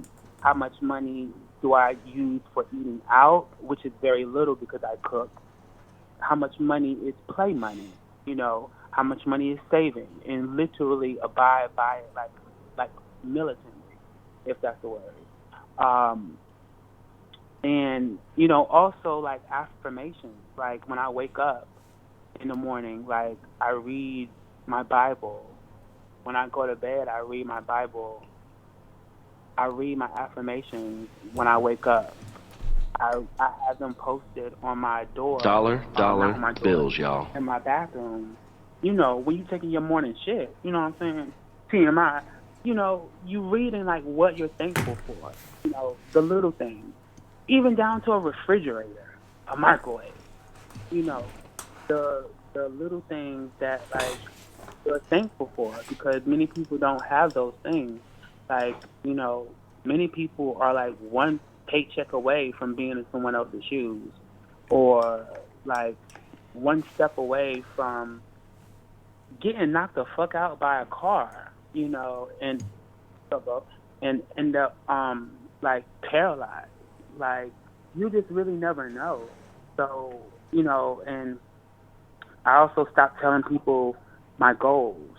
You know, I keep my goals to myself. I don't tell anybody, you know, the actual goals. If you put that out there and tell people, like, you give room for people to pray against you. And don't think that people are not praying against you. They definitely are praying against you. Even the ones that you may think are close, your friends and things like that, motherfuckers are jealous. Even though they can get what you have, even though, you know, they can get what you have, but people will definitely pray against your goals and your dreams. So keep them things to yourself. Also, you know, cutting back, you know, like watching things that's beneficial, like TED Talks and how-to videos and how to persuade, you know, a group of 100, or how to mingle with blah, blah, blah. You know, stuff that will actually help you. Not, you know, watching bullshit ass, you know, ratchet basketball wives and, you know, things like that. You know, really practice and work on your craft. You know, also, one of the things that I do, like during my spare time, is, you know, taking surveys, online surveys. You know, that money adds up when you take them daily. You could go online and you can literally take surveys and get paid for it. You know, it's not like each survey is not like $1,000, and you know what I'm saying, but they add up the more you take them. Also, transcribing audio tapes online, that is a good source of income as well that will add up. Also, virtual assistant and customer service rep, you know, those things that you can do in your spare time. You can make your own schedule. You can just do it on Saturdays if you want to, or Sundays, you know, at such and such time. You know, that money adds up. That's like free money, really. You just typing your fingers. Also, uh, selling products on Amazon and reselling products on Amazon. I go to Dollar Tree and buy new books for $1 and resell them on Amazon for the retail price. Uh, you know, personalized keychains, pens, and creating your own label, calling the pen "Don't touch my damn pen." Things like that, really catchy phrases that, people would buy. Maybe black people really don't buy things like that, but a lot of white people and other people buy like bullshit ass stuff like that for their coworkers. And, little parties here, they buy those little things. And you can be surprised what you can resell on Amazon and eBay, going through your home and selling those things. Also, I don't hang around broke people like at all. Even my brother, my own brother, like he always wants to borrow money. And my thing is, if you need to borrow money for something, you don't need it. You don't need it. If you have to borrow money, 9 times out of 10, motherfuckers don't pay you back anyway. So, yeah, definitely don't hang around with broke people because they will always need you for something. You go out to eat, they come short. Hey, can you spot me $5? No, I can't. You better go in the back and wash some fucking dishes at the restaurant because you knew we was going out to eat and you knew you didn't have the money, but you thought I was going to pay. No. You better spend your ass and try to work at Applebee's for the rest of the night to pay for your meal because I'm not paying for the shit. So, I mean, those are just, some things that I do with my life that has helped me, work for myself and not, depend on a 9-to-5 paycheck, to, work for yourself really. You can never go wrong with that. And if you have a 9-to-5, that's cool too. But if you want to bring in extra money, just do, things that will, bring in that money. Like some of the things that I did mention, like actually help, especially like taking those surveys and transcribing audio tapes. Like that really brings in like dough over time. But yeah, that's pretty much all I have. Yeah. Okay. Well, I appreciate you sharing them tips. Like I might steal one or two, but the thing you said about affirmations is pretty interesting because I think affirmations are important in the sense of, re-educating yourself or unlearning some of the things that you're taught when you're younger. I think a lot of, especially if you come from lower class neighborhoods and things like that, a lot of the dogmas that are instilled in people in those neighborhoods is, that are false beliefs. I think affirmations help you get over that a lot faster. And I think a lot more people who are, maybe in those areas should implement that, and maybe they would see some different results. It really does, Honcho. Like, I've literally been speaking, like, things into existence, especially this past year. Like, you'll be surprised, and I'm surprised myself, like, on the things that I've just been speaking of and just repeating, and it actually comes to pass, like, literally. It's amazing. Like, the power of the tongue is real. It's real, man. I just wish people believed that more, if they did. Many people will be out of that mindset. But I mean, I do agree with you. Like, people stay in that mindset and woe is me, playing the victim. And a lot of people play the victim. Like, my mother's one of them, plays the victim all the time, and she goes from job to job to job to job. She doesn't want people to tell her what to do. The manager, she argues with management. Literally goes. She's a career. She'll stay at a job for like 3 weeks, and she moves on to the next, and goes to the next, and goes to the next. Because she has this thing with authority. you know. But if you have a thing with the authorities, then be your own boss. And if you can't be your own boss, I mean, you know, I don't know what to tell you. But, you know, when you play that victim role, you'll always be a victim. Correct. And in every situation, you will find, even if you're not a victim in a situation, you will find a way to be a victim. And victims are losers. You're a loser if you're a victim because you're losing. You know, be a winner. And if you can't be a winner, at least be an overcomer at least. But being a victim, you'll always lose. You'll lose in your mind and you'll lose in the physical realm. Yeah, I mean, you deliberately choosing to lose if you're playing the victim role. I agree with that. I agree with that. Man, Mr. Keno, like I said, I appreciate a lot of the input, some of the insight that you've given us. And like I said, I agree with a lot of what you said. I have to look into some of those other things you mentioned. Jotted some of them down. See if I can find some way to finesse some of those things. Yeah, look into that. Look into transcribing in like surveys. Like you'll be like at your whatever at the barbershop. You could be at the barbershop waiting for Edge up for a whole 2 hours. You could be on your phone taking surveys, and that'll bring in $50 or so. You know, and just keep it. Dollar bills, time, y'all. You know, when you're waiting in line for something, take a survey. You know.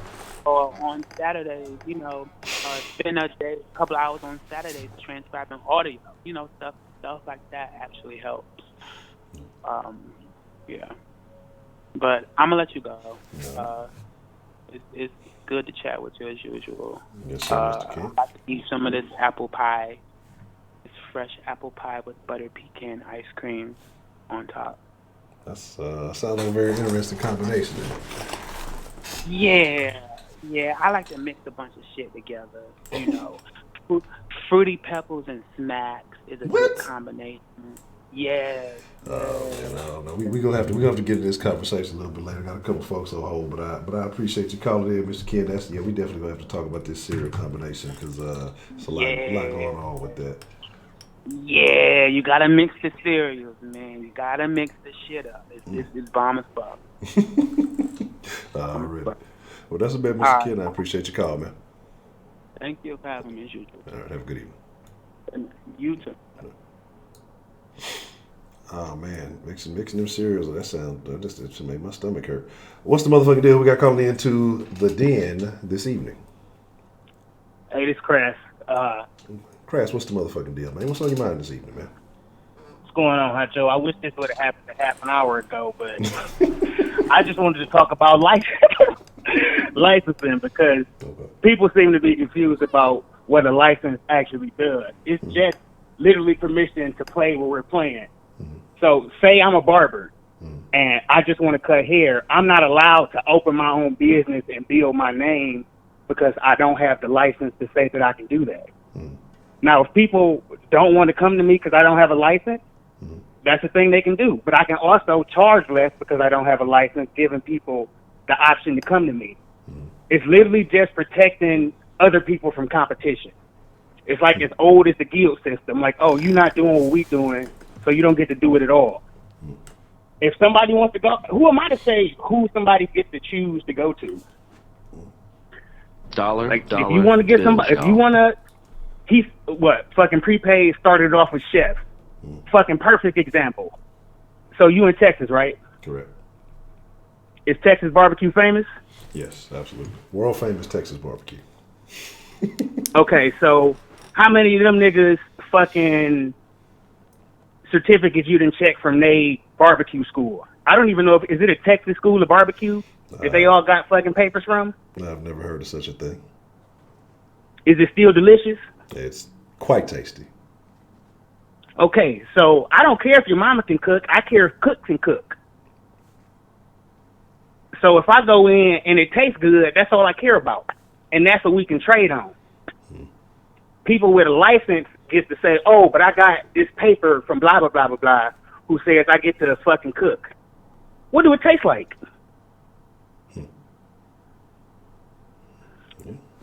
Well, I mean, that's an interesting perspective. You know, I've never really thought about it like that. You know, license is protection from competition. But do you think that in certain fields that there should be a standard that people should be, you know, I wouldn't say accustomed to, but should expect?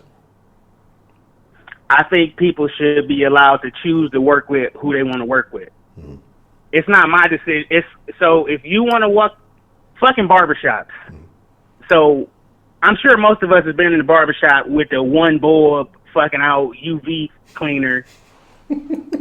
Like, oh, I don't want to get my hair cut in here, and you make that decision even though they got the paper saying that they got their barber license. No. Because it turns out all you got to do is pay the money and you can get a license. It just proves that, oh, I can pay to get the papers saying that I can do what I can do. It don't prove that you can do it. The only thing that does that is your skill. Okay. And it just stops people from being able to operate. Like, there's a lot of plumbers and carpenters and electricians who can do their job, but they also might be poor, they might be felons. So now they don't have the ability because a paper says that they can't.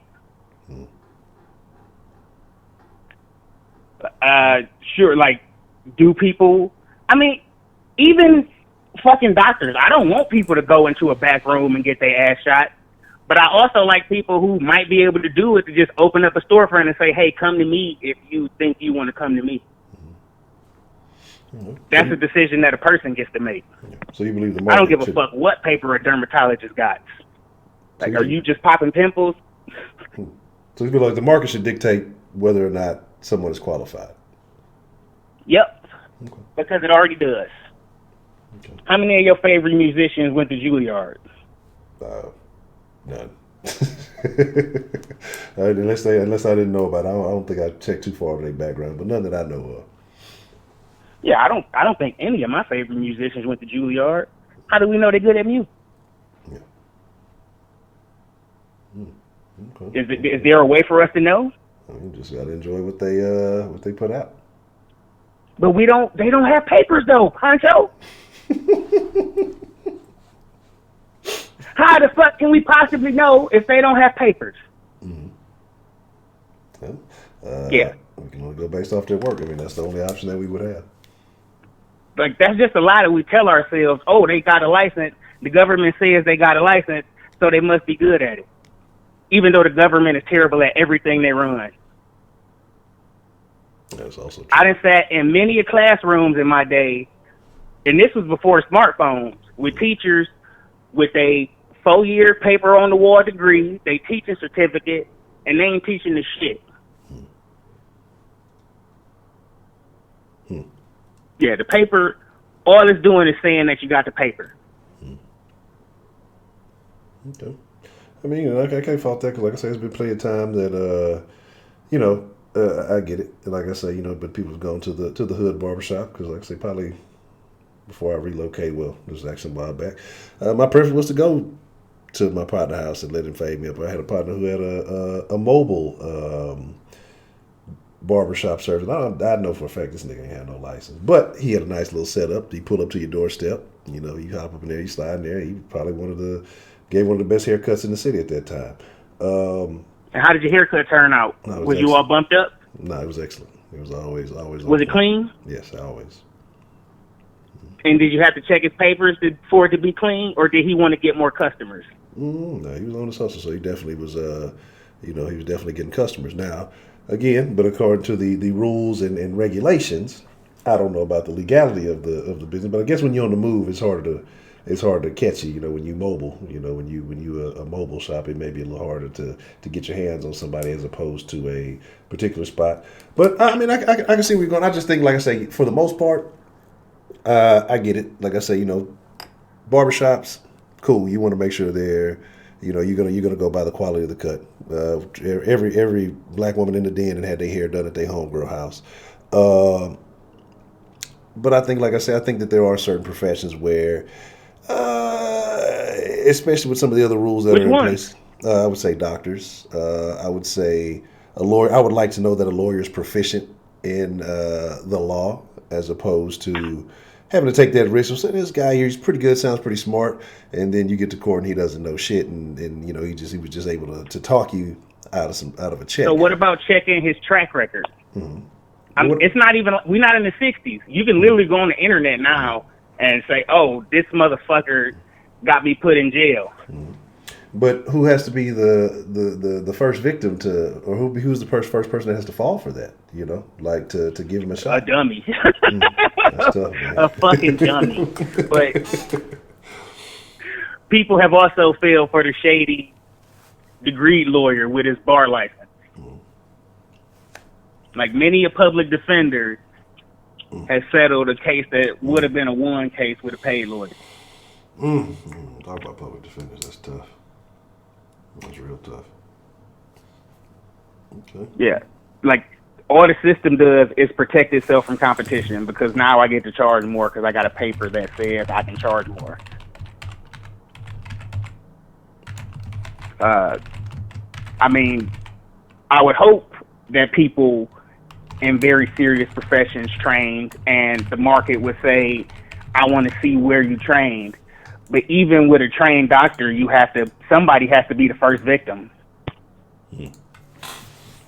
We're not the medical malpractice lawsuit capital of the world because it's all frivolous. Okay. What would you say how would you identify yourself Dollar politically, bills, Mr. y'all. Mr. Crass? For those who are curious. I am too stupid to have a political ideology.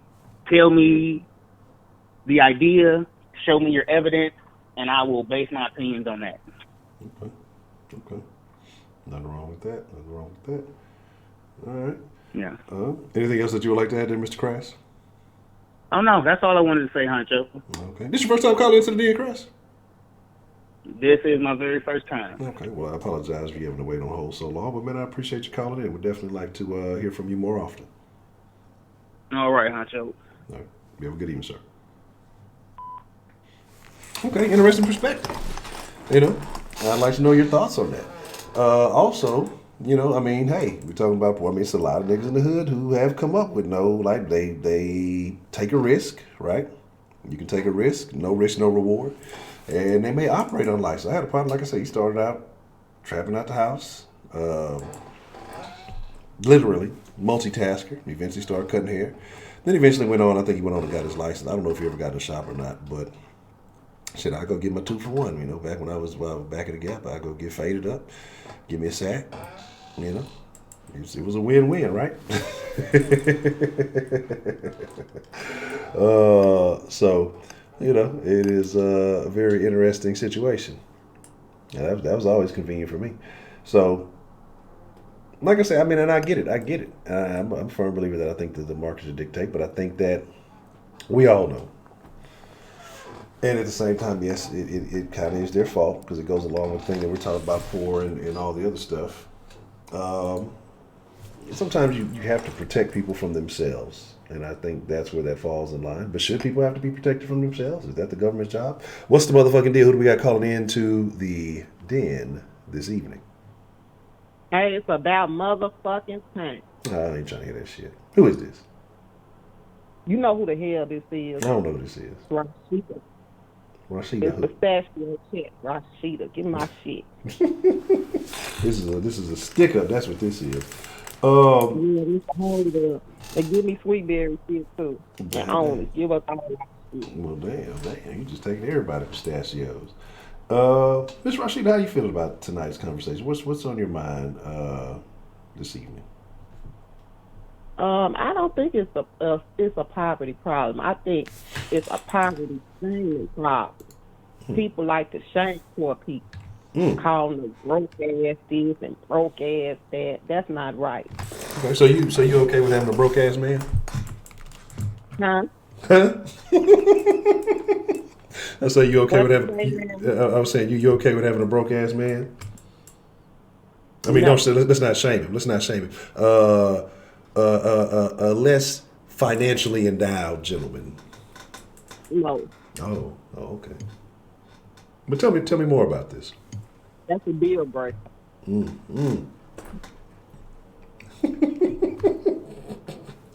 Okay, all right.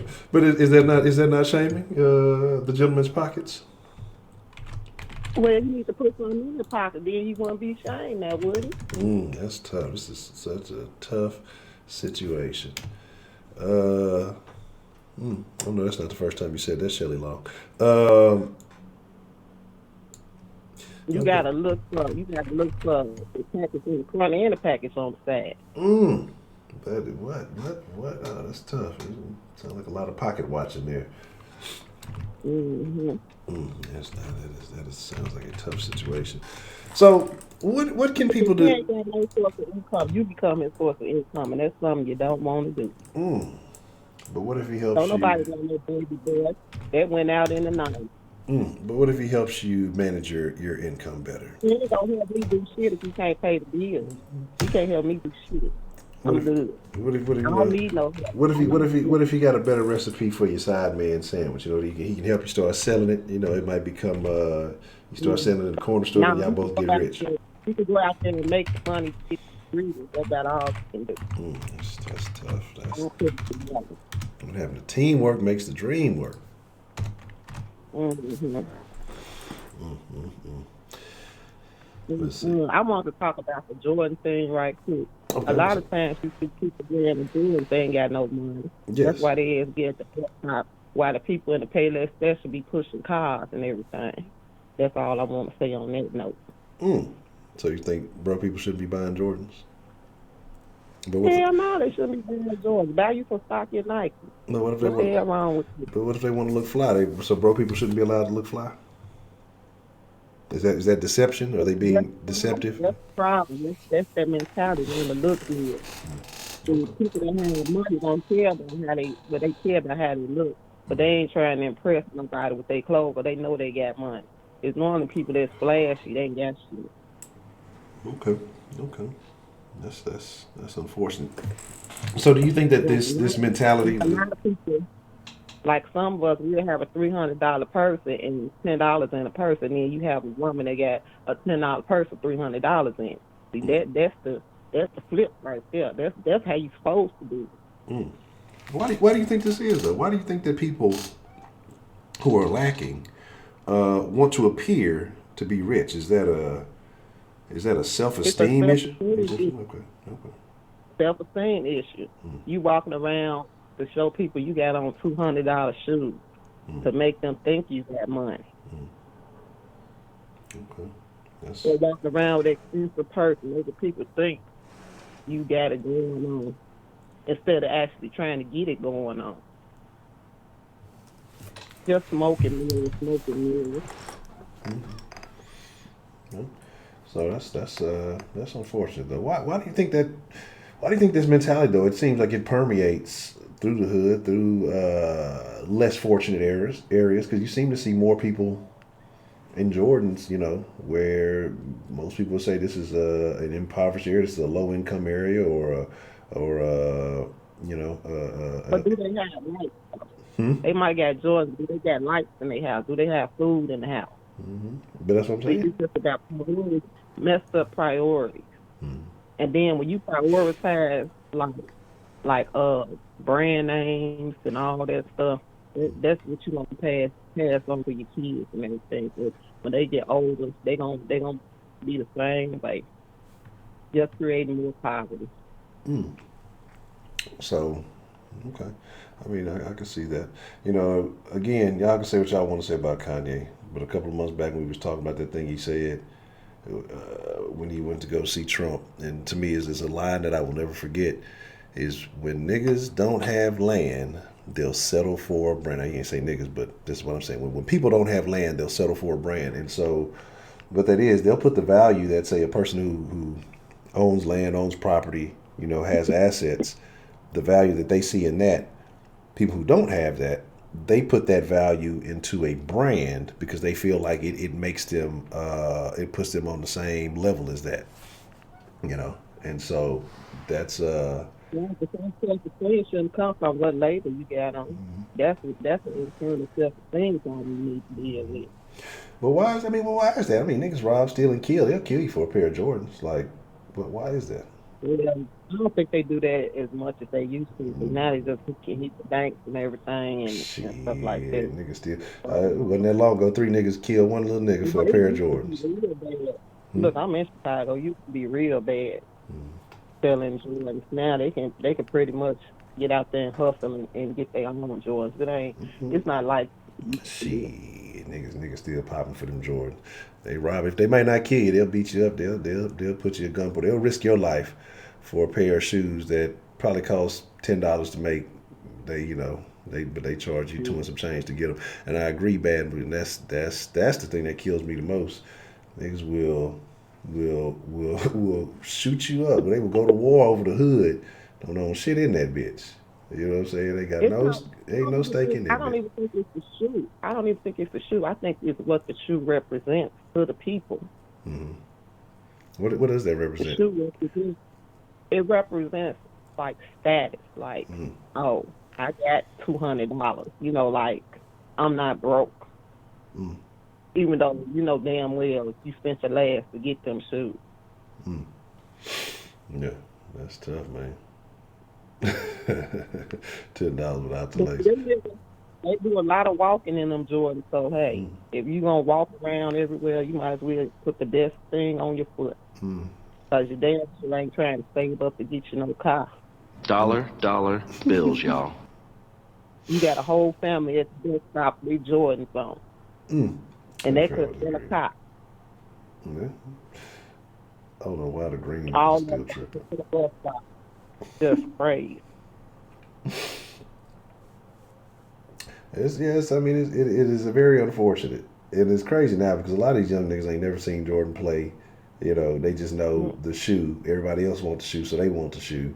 You know, and it's crazy that this is a thing, man. It's very unfortunate that this is a thing. But you know, it's something that's still gonna keep on going. And the thing about it is, like, this is the same shoe that been re-released. So we just gonna change the colors on it. We're gonna do it again. Keep on releasing as long as people keep on buying it. Yeah, exactly, prepaid. But that's the thing. But niggas want to be, again, and this is why I say that this. Now, some people do collect them now. I understand. Yeah, I mean, if you collecting, or you flipping, or you hustling, or you know, that's one thing. But if you buying these motherfuckers just to strut around in them until they get worn out and get to talking back to you and shit, just to say you did some shit, you know, then that might not be the thing you can afford. What's the saying? If you can't buy it 10 times, you don't need to buy it. But you know, my thing is like, it's crazy because I'm just looking at the mentality surrounded around this thing, and that's what we're talking about. You know, poor mentality. You know, what is it? It's like that you have a false sense of value, and these shoes, whether they look good, if you like them, you got a unit to. What do you think about a ban on Jordan too? No, I mean, no, let them little niggas do what they do. I don't think you should ban nothing. No, I'm not talking about the basketball. That's the exception. Like if you're on the basketball team, that's the exception. But I'm just saying, like, as part of the day-to-day school wear. Yeah, no, I mean, let them wear it. Let them wear it. Let them understand everything that comes with that nonsense. And again, like, I feel like that if they ban the Jordans, then they can kind of like put all the kids on the same, you know, playing field. So where the kids that actually can't afford it wouldn't be ostracized compared to the ones that can afford. I think you need to have all that shit, because I think even though some people may feel like they upset or it's bad, when you try to put everybody on the same level playing field, you really end up doing more damage, in my opinion. And what I think is those kids, even if it's just one of them, out of those kids that get ostracized and clowned and violated, if that motivates them to go harder than ever, to be somebody, so they don't have to endure that feeling as an adult. The poverty is not the fault of the kid. And you have to be ostracized because you're poor. That's all right. I mean, then maybe it'll motivate the parents to go harder. Maybe it'll motivate the parents not to have no more damn kids. But I understand it. But I understand that it's not the kid's fault, but it's a lesson that they can learn from it. You know, it may be unfortunate. It may be a tough lesson. Like, I'm the same person. I agree that I think bullies are necessary, because he's going to teach you to fight back to overcome your problem, or you going to shrink away or whatever it's going to be. But I think little things like that are necessary. And I ain't talking about the people going and wetting up the whole school. The problem with bullies get solved by the principals and teachers. I think you really just have to teach your kids to fight and fight back. Correct. And so I don't know. That's just in the same way that you overcoming that hurdle, I think it's the same thing with probably like if those kids learn that feeling young, man, I hate this feeling that I'm wearing this, I'm getting treated like this. I think that's a motivator to say, okay, well, you know what? When I get older, I get the opportunity, I'm going to go hard. I'm going to get what I want. Now, a lot of them turn to selling dope and doing some other shit, which isn't always the best outcome. But you have those that's going to say, you know what, I'm going to work hard either to get out to the one. I hate all these niggas who clowning me, so I'm getting out this neighborhood. I'm going to get rich and I ain't never coming back. Fuck all y'all. Or you have two, like I say, those who are going to get on the grind so they never experience that feeling. Three, those who, so if they do have kids, they'll never feel this way. I'm going to bust my ass. I'll never put my kids in this situation because I know how it felt. Like, I think that there are pluses that come out of it. It's unfortunate, but I do think that there are pluses that come out of it. Motivation. I can see that a little bit. I can see that a little bit. Yeah. So. Hey, I tried to call you yesterday. I want my pistachios from that too. Well, pistachios for phantom calls that never happen. Wow. Calls that never happen. No, that's tough, man. Don't know. I don't know. Look, bougie. You'd have been bougie too long, Miss Bad Bougie. You got to reconnect with us. You'd have been bougie too long. Kids still capping. Y'all ain't see that little girl get her ass whooped. Oh, it might not be Jordans. They clowning over the KDs now. That girl was trying to cap on that girl. Oh, I got these. You know, I got these 200 on my feet. Now all the kids was walking home. And then, she was clowning. The girl had like some old shoes on. Or she ain't got these. Woo, woo, woo, woo. And she was just, that girl got to whooping her motherfucking ass and rolling her ass down the block. She ain't say that shit no more. And shit. So, yeah. Yeah, that was a good one. So somebody. That's what she did. Them expensive shoes didn't help her at all. Exactly. She should have been using the motherfuckers to run away from that ass whooping. But so that's shit. What she was trying to be a bully though. Yeah, that's what I'm saying. So look, so somebody gonna learn a lesson one day. Either the motherfucker who capping gonna learn, or the motherfucker who getting capped on. Somebody gonna learn a lesson. So we need these things. But yeah, trust me, this stuff still happens. And then now that she's a viral hit, I bet her ass ain't cap on nobody ever again. She humble. She went to the where the nuns go? I can't even think of the shit. The monks go to the monastery. I don't know where the nuns at. I can't think. Maybe they go to the same shit. I can't remember. But we was talking about the license thing. Do you think licensed people should be paid more than unlicensed? I mean, here's the thing. Again, like I say, the convent. Okay, there you go. I think, like I say, the market dictates. I think, if you don't have a license, you probably can't, if you were to come into to the game, whatever game it may be, you may not be able to charge as much. But if you prove to be quality, if you prove to be a better product, then eventually, I think you get to that point. But it's going to take a lot of, testimonials, if you will. It's like I say, I think you would have to put in more work and do a lot more business. But also, I think the downside of that is the one time you have that fuck up, or you had that one bad incident, then that's what everybody would refer to. Go back, oh, you ain't licensed, no way, ain't this, that, and the third, and all this other stuff. But I think, look, everybody in the hood knows somebody who wasn't licensed. Because you're not licensed, they shouldn't pay you as much. Yeah, that's how it's going to be all the time. Because everybody know a handyman who, he can take care of all of it. He may not be licensed to do certain things, but bills, he definitely can definitely do certain stuff. And let me tell you, the price difference between a licensed handyman and an unlicensed one, night and day. Oh yeah, absolutely. And then you got the crackhead handyman, which is hard and soft. But anyway, that's a whole different thing. But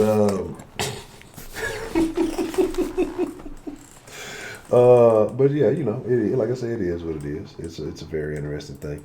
But here's the deal, Miss Rashida. Okay, Rashida, if that is your real name, denier of the Sideman sandwich. Huh? I don't know. When you first came in, you saying your name was Keisha, LaShonda, or something. You was giving us a fake name. You gonna try to bring that up? Yeah, I'm going back to the old days. But we got one more call. We got one more person on hold, and so we're gonna end that with that call because, like I told y'all, we hitting around this 2-hour mark. As much as I rock with y'all, I've been doing some extended ends and depriving myself of much needed sleep. But I fucks with y'all. So I still want my 3,000 pistachios for this call. 3,000. God, good God. I might have 350. We'll see what we can do. Did you get my early bird pistachios? Yeah, I got you. I marked you off. I marked you off. Yeah, you dipped on me. You know what I'm saying? You came in and then dipped on me. You know what I'm saying? Yeah, you came in to claim your pistachios and you dipped off. I synced it. I don't even think I covered all my points I was going to say in this call, but you just being rude off the phone after you done let people sit up there and talk all day long and tell me that being only 2 hours. You know, I don't go down there. You don't do me like that. Demanding unlicensed pistachio rates. Now you're demanding time violations. This is terrible. I'm gonna let you go though. I really ain't had nothing. You just be wanting to start a ruckus. I already know. I just be want to start this shit so I go. That's all. Well, I appreciate that. Well, Miss Rashida, it's good talking to you as always, and I'll see what I can do. I can't put it in the chat because they might get mad. I'll see what I can do. I'll look into that pistachio account, see what I got for you. Okay, take care and good night, everybody. All right, have a good evening. You too. All right. Let's see. Hey, we'll make this real quick. Like I said, I told myself to get John. We're gonna make this real quick. What's the motherfucking deal? Who we got calling into the den this evening? Yeah, this is Kenneth again, real quick. I just want to talk about this whole license shit real quick. I took my CPR and first aid training to get my license. I used to work in mental health when I was living in North Carolina. And I forgot that shit after the first couple of weeks of getting my license. I had my license. I forgot the shit. Now, like I said, here in New York, all of these degrees that I have, and no job has asked to see them. Not one. Like literally since I moved here in 2012, not one has asked to see. So, I mean, I get how getting a license can advance your skill and advance your craft and things like that. However, up here, many people value your experience more so than a piece of paper.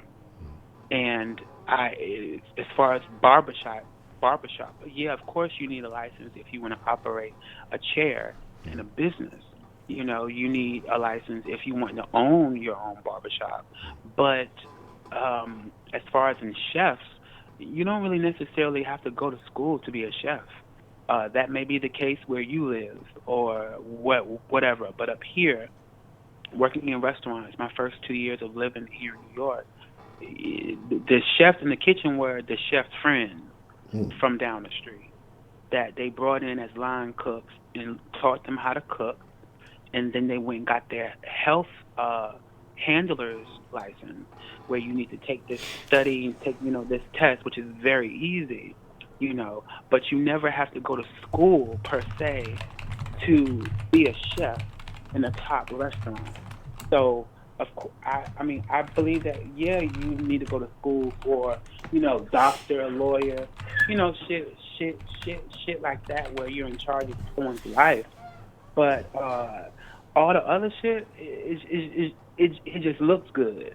It looks good on paper to see that you're quote unquote legit. But there are plenty of people who are quote unquote legit and do shitty work. Whereas the person who's not quote unquote legit, they've studied. You could go on Google and study yourself, and you could practice your craft. So I kind of disagree with the whole license. I think it depends on what field you're in.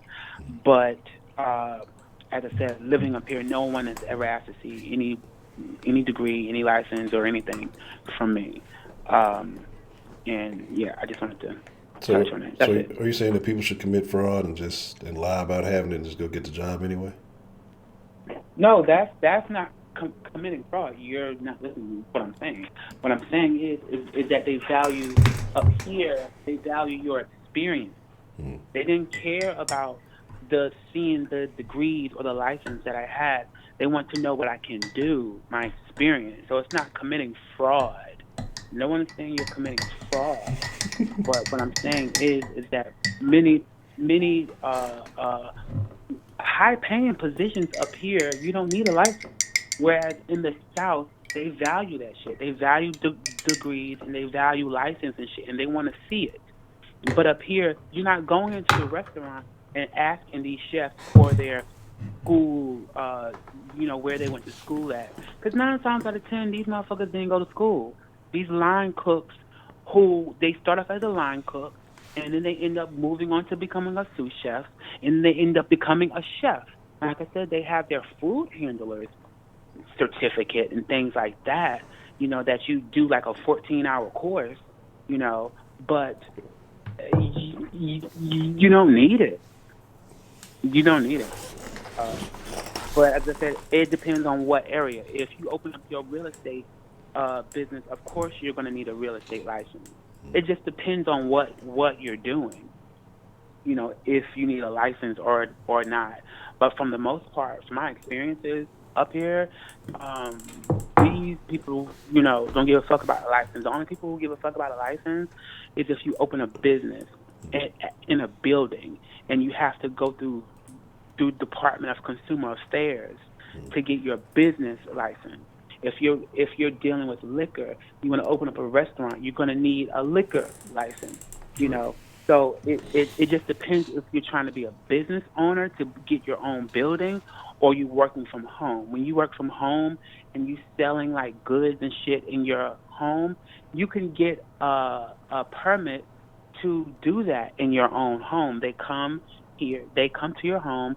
The health department comes to your home and they certify. They look at inspect your area, your kitchen and things to make sure that it's clean and it's sanitary and things like that. But you can run a business out of your home without a license per se. So it gets kind of technical, but like I said, being from the South, I didn't know those things. I thought that you had to have a degree, you had to have a license and all that. But me learning up here, you don't. So I guess it depends on.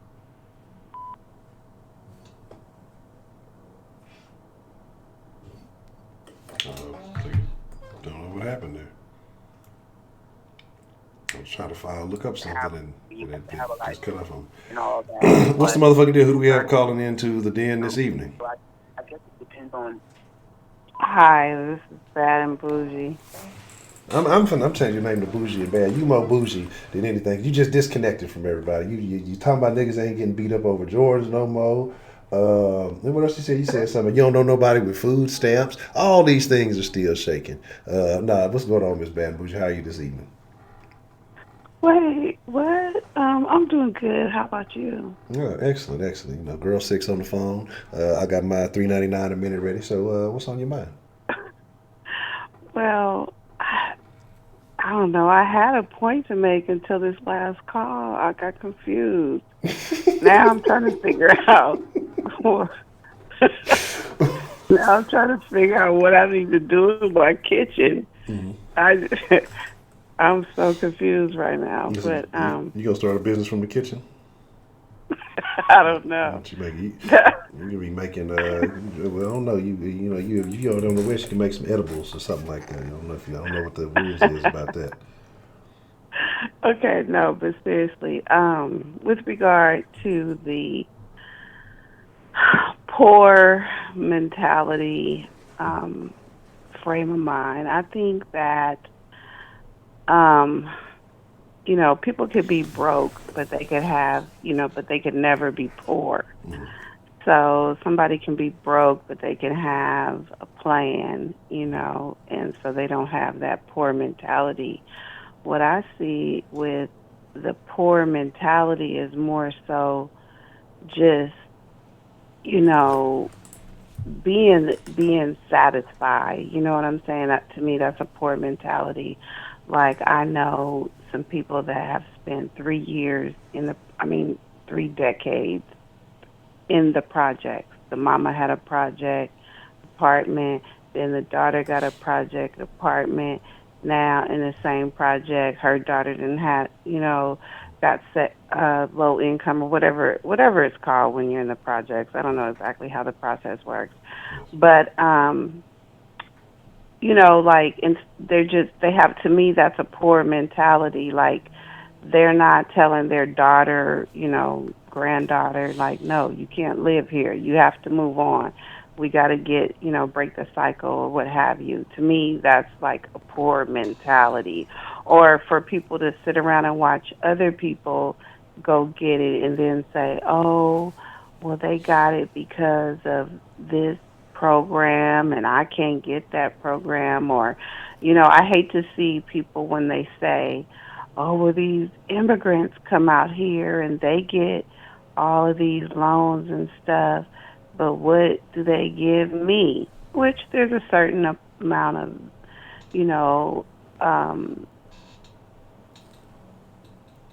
maybe a little bit of truth to that. But my thing is, you can't let any of that stuff stop you from where you want to go. Like, why are you looking at them? So to me, a poor mentality is how you look at others or make excuses of why you can't do it. Oh, I can't do it because I'm a black girl. Oh, I can't do it because I'm dark skinned. To me, all that is a poor mentality. If you don't see yourself as doing better, then you'll never do better. And you can't look at every obstacle and say, oh, this is the reason why I can't do it, because they're giving all the foreigners the loans, not me.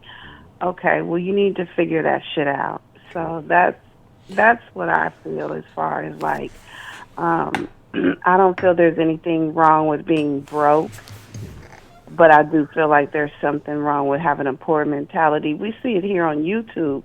People will sit on YouTube all day. Like, I'm at work, I hear people just going live over and over and over again saying, my light's about to get cut off. Can you do this? Can you do that? Well, all this time you could have put out some resumes and gotten a job. To me, that's a poor mentality, So, we made a good point, too, about the foreigner thing. And, those same type of people complain, well, the foreigners are getting this. Do you even think those type of people look for the opportunities that they have as an American? I see, and that's the thing. I don't know. I don't think so, because it has to be a way. If a foreigner can get it, you can too. So to me, that's what I mean by poor mentality. Like, why don't you investigate? The government puts out these RFPs to everyone. If you're a minority, you can apply and get extra points or what have you. So to me, and I think that's the thing too with regard to a poor mentality, a poor man's mentality. I feel like instead of us linking up and finding out stuff with each other, we more want to compete with each other or have that crab-like mentality, like, oh, how she do it? It must have been this, it must have been this, or she must have screwed this person, or how she get here, instead of us linking up, trying to figure out, okay, well, how did you get this? Can we go to lunch and talk about how you did this? Because, they're not only giving out one contract, they're giving out more than one, so why not link up? But I think the poor mentality is, okay, well, let's pull her down. Let's try to find something wrong with them and why they got it and why we didn't, instead of just linking up trying to get it done. Correct. I think there's enough for everybody. Like I say, and then too, a lot of it is also, and there's nothing wrong with that, but a lot of it is wanting to do certain things. And I think a lot, especially like we talk about here in the black community, you see a lot of the same business. When black people do get into a certain business, it's always the same business over and over and over. Now that creates a point where it can be oversaturation. If you're good at what you do, then you will, True. You'll overcome. But there's a lack of creativity, especially when it comes to that. And, like I say, somebody told me a few years back, and they were just like, hey, you got to, especially when it comes to these government grants and things, that's where I think where the foreigners, that they learn about this or they, share this information is, you got to figure out where the government is giving the money. And you have to go to where the money is. They're not going to come to you to give you a fucking barbershop or a car wash or, any of that stuff. You have to figure out where they're investing money, where they're giving the loans and grants, et cetera, and then kind of work your way into that field, and that's how you come up. But so I think there's little caveats to that statement, but I do hear a lot of people say that. That's true. That's so true. And it's, like just kind of like what you just alluded to, is finding your niche. Again, because you can't just try to walk in and do something that you're not passionate about and think just because you can write a grant, you're going to be actually good at that or passionate about it. You have to find something that, you really want to do, and then go from there. Because if you love what you do, you're going to make money at it. You ain't going to mind working at it 23 hours a day and sleeping and, you don't do it. Like what one thing that gets on my damn nerves when you talk about the saturation is every damn basketball, football wife, whoever, they always want to do a clothing line. Like, girl, stop with the clothing line. Like, how many of y'all have actually made a successful clothing line? Just stop. You're wasting a whole lot of money. Find something that you're passionate about and that you actually know something about, I agree. Yeah, I'm gonna start a cake soda line. Have Sammy Sosa as my spokesperson. But yeah, I mean that's just the thing. It's about getting creative, and I think there's a lack of creativity in certain groups, and that's really all it is. But yeah, and if you, like I said, you're passionate about it, you put the work in, and I think that's part of the whole mindset conversation. People got to find that thing, even whether it's a skill or whatever it is.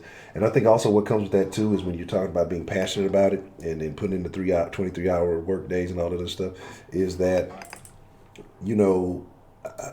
I think, excuse me, when it comes to something like that, and it can be a thin line, but I don't think you focus on, if it's a dream, if it's something passionate that you want to build long term, you can't focus on the money initially, and I think a lot of people get into that.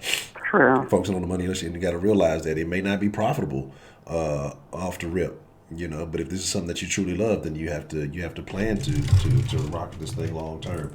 But if you are in it for the money, trust me, then I think the money does have a way of impacting things in a different light, depending on what it is. So, and it's not always something glamorous. It's always not the clothing line and the this and the that and the weed store. I have a girlfriend and her husband who own laundromats and do very well. It's not always something glamorous, and she got the idea from, she was going to school in college during the day. At night, it was something that she could take her kids to, clean the laundromats at night, you know what I'm saying, and then, go home and still go to school. And she just asked the owner, like, how much was this? What did it cost? Whatever. Now they have laundromats all over, where I live, the LA area, and they're doing very, very well, okay? So it's not always just I want to do a clothing line or I want to do this or that.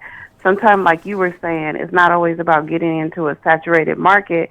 It's about being creative, being realistic, doing something that can fit into your lifestyle, and, going from there. I agree. So, and then usually, like I say, if you get some cash flow going, you can use that to maybe get into that thing, or it can fund that other business. Like I said, I mean, there's so many options. I think, like I say, ultimately what it comes down to is having a legitimate plan and not blaming anybody else for whatever circumstances you're in, and just working that plan to work and work the plan. So, okay. Yeah, but I want to say, and I'll go ahead and let you go, but I can't stand poor people. And I'm not saying broke people, because like I said, it's not about how much money you have in your pocket. It's about your mentality. And poor people, to me, are like bankrupt, like they're poor in their way of thinking. They don't want to think outside the box and to do nothing different. You broke, I love you. It's no problem. We all either have been broke or will be broke or something like that at one time. In order to achieve success, sometimes you have to take chances. Sometimes you lose. Sometimes you might be broke. But that doesn't mean you have a poor mentality. The people with the poor mentality, like I said, to me, are the 3 generations all in the projects. Nobody's working to get their daughter, granddaughter into something different. Like, you're just satisfied to live poor. That's a poor mentality. And usually you have that crab mentality where you want to pull others down because you don't see any bigger hope for yourself. And those bitches, I don't have no time for it. But if you broke right now, you going through something, but you got a plan, or you trying to get up out of it and you working hard, I got all the love in the world for everybody like that, you know? I mean, you got to think those kind of people. Those are the people who revolutionized and who changed the game. There's been a lot of people who have, from a place of lack, from a place of without, but they were still dedicated to something that have created a lot of the products and services and things that we use, to this day. So you got to appreciate people like that. Yep. So shout out to all those women and the women that worked at the county job and retired for 30 years so they child can go to college and be an entrepreneur. We got those people out there too. And they, you know what I'm saying, they have a winning mentality. They just have a different plan. I agree. Okay. Well, shout out to Miss Bad and Bougie, a.k.a. Nice I talking Poor to People. you. I just said that for shock value, Sometimes the truth is often said in jest. But no, Miss Bad and Bougie, I always enjoy hearing from you, and I appreciate you calling and sharing your thoughts. All right. Good night, everybody. All right, you have a good Bye. Bye.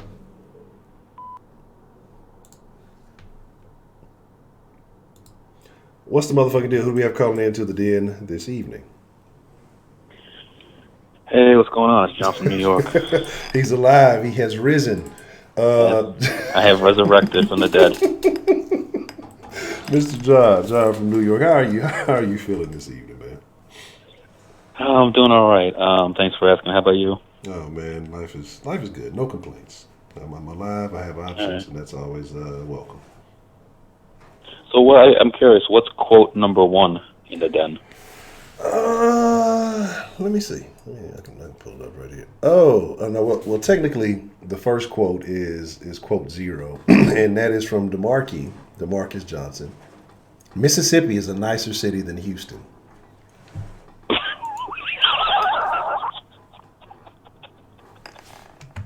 Oh shit.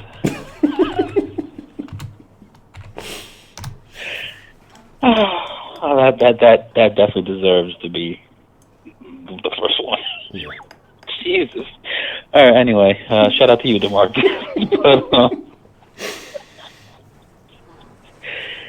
So when I saw the title, I was like, all right, I'm gonna call in. So partially it has to do with poor people mentality, and then a poor mentality, not as in financial. So the school that I'm going to, I'm actually going to finish up in January. So it's a trade school, and I paid out of pocket to go to this trade school, so did a few other people in the class. But there's this program, and we'll call it the program, and what they do is they help people get in school. If you have a learning disability, let's say reading comprehension issues or ADHD, or you're a recovering drug addict, or you've been unemployed for a long time, or you're an ex-convicted felon. Just basically, if you got some type of issue in your life, they will help you get into school and help you get your life right, which I think is a nice thing. But the reality is, and I've been going back and forth with the school and with the students, that they're not really helping you. So you have a reading comprehension issue. So what they did was they paid for your entire tuition. It wasn't a loan. It was a gift. And then they give you money for gas to get to school. And then they give you up to $8,000 worth of tools for free, a gift, not a loan. And they give you 0 tutoring for your reading comprehension issues. They give you 0 programs. They give you 0 school supplies. They give you 0 anything else. So I said, I would like to get $8,000 worth of free tools. I'd like to get my tuition paid for. I'd like to get some gas money. And they said that I don't qualify. And I said, why? Because I'm normal? And I said, so how the fuck? She's like, well, we're trying to help. The program is helping the kids. I said, how are you helping them? If they got ADHD and you're giving them free tools and free tuition, how's that helping them pay attention? If they got a reading comprehension issue and you're not helping that, how are they supposed to do well in school and pass and get good grades and pass? I was like, if they got a criminal mind, how's that going to stop them from starting trouble in school or anywhere else by giving them free tools and free tuition? Oh, then they make up excuses like, oh, well, if you're an ex-con, you can't get a loan through FAFSA or whatever. I said, all right, so why does the program give them the loan? Why do they have to give it to them as a gift? How does that teach personal responsibility? How does that teach that you should work hard for what you want and then you enjoy the fruits of your labor and you feel good about yourself? And they had the audacity, the school and some of the kids, to say that I was disparaging the pupils of the program. And I said, how the fuck am I disparaging them? You're dumbing down the course to their level because literally half of the new class failed because they were a rolling enrollment. So every month there's new kids coming in and out. So I said, how am I disparaging the program? You're literally dumbing down the program to teach less so these kids can keep up. I paid out of pocket. I'm paying for all my tools. I'm paying for my own way to school, but yet I'm getting less for my money with the education, and I'm paying out of pocket. They're not. These kids are coming in late. These kids are flunking. These kids ain't listening. The guy in the class who's an ex-con has already threatened the class 3 fucking times and pulled out a knife once. What the fuck? And I'm just like, and my teacher's a hardcore conservative, gun-loving Trump Republican, and him and I we just get into our little powwow fucking conversations right there in the middle of class. And I tell the class, I'm like, they ain't helping you. I said, they say they're helping you, but the reality is nobody cares about you. I said, your parents don't care about you, the school don't care about you, you don't care about yourself. I said, but the teacher does, and that's why he fucking helps you guys, and you guys don't take the advantage. I was like, that's your mentality. You guys hate Trump, and you love anybody who gives you things for free, and then you wonder why you're in the same position that you're in. I even offered to the principal, who was very disturbed when I started bashing the program kids. And I'm like, I'm not bashing them as for having a handicap. I'm bashing them because you're not helping them, and they're not trying, and you're not holding their feet to the fire where they have to do good or they get out. And I said, you know what I'll do? I said, look, I get nothing but 90s on all my exams. All my midterms and finals, I get nothing but 90s. All my shop classes, I get nothing but 90s. I said, hire me when I graduate next month to be an aide and a tutor for the kids. I'll be able to help in the shop because the instructor needs help because he has zero help because they won't hire anyone. And I'll offer free tutoring to the kids. That way you can say that you're actually helping the kids with their education. And they said, we can't because the program is losing money. I said, it's losing money because you won't raise the tuition because the program that pays their tuition won't give you more than a certain amount. So you don't want to raise it because then you have to go through the hassle of actually having to do your job and recruit people that are willing to pay to come into the program. So you're basically dumbing down our education system because of money and your laziness to work. But I'm the fucking bad guy who tells these kids nobody's really helping you if they're not helping you with your actual disability. Correct. And then so some kid, we have a rule where if you miss the school is broken down into modules. There's 8 different modules, and each module is a different amount of hours to graduate the module. So you're not allowed to miss more than 10% of the module's total hours. So if it's a 100-hour module, you can't miss more than 10 hours. 3 latenesses equals a strike, which means you're forced to take the day off and you lose 6 hours. If you miss the whole day, you miss 6 hours. There are kids that came in 5 days late, missed 2 days, and then the professor's like, all right, you're out, you're done, you failed the course, you can come back next module, and the module that you failed, you can repeat next year, and you pay $1,000 to take it over again. These kids run to the counselor, who's a raging, diehard liberal, and they start crying to the start crying to the counselor, and then the counselor says, well, can't you just give him another chance? And he's like, I gave him 5 chances. Well, can't you just give him another one? He's like, you know, he's from the program, and then the professor's like, yeah, he's from the program, but he doesn't, it's not like he comes to school, works hard, but he has a disability where he can't, you know, comprehend the information as quickly as the other kids. He don't even show up. He comes in late. He fucking swiping on Tinder all day while I'm in class. There's literally 3 kids that come from the program that literally sleep with their head on the desk all day, and the professor has to honk this horn to wake them up. And they just keep, they wake up and go right back to bed. And I'm just like, this is why the education system in New York, and well, actually the country, is fucking trash. Because the government, politics is pushing people to, you know, to match the lowest person instead of pushing the lowest person to match the highest person. And then when someone like me says, yo, like, you guys are not really being helped, and I call the school out, and I'm like, you're not really helping them. I care more about the fucking kids, and I have no financial interest in them. Matter of fact, I lose time by trying to help them. I said, and I've actually expressed more concern and sincerity in my comments to you than the entire school has, or the program. So this is where the poor mentality comes from. It comes from the schools. It comes from the fucking no good parents. It comes from no good, you know, certain communities that just, you know, just have that negative mentality. This is where it comes from. And the schooling is very important because you can get to the kids when they're young. So if you can't teach these kids from a young age to have some personal responsibility and stop fucking accepting participation awards and understand that coming in first place means something, coming in first, second, and third means something, this is the same shit that's going to happen. And, you know, Bad and Bougie says what did she say? She hates poor people, something like that, she said. Oh, Jesus. But my whole thing is not that I hate poor people. I hate the poor mentality. Like, what? How could you think like that, and then your parents think like that, and then the school thinks like that, but then somehow everyone wants to complain about it, but no one's doing anything about it? I don't know.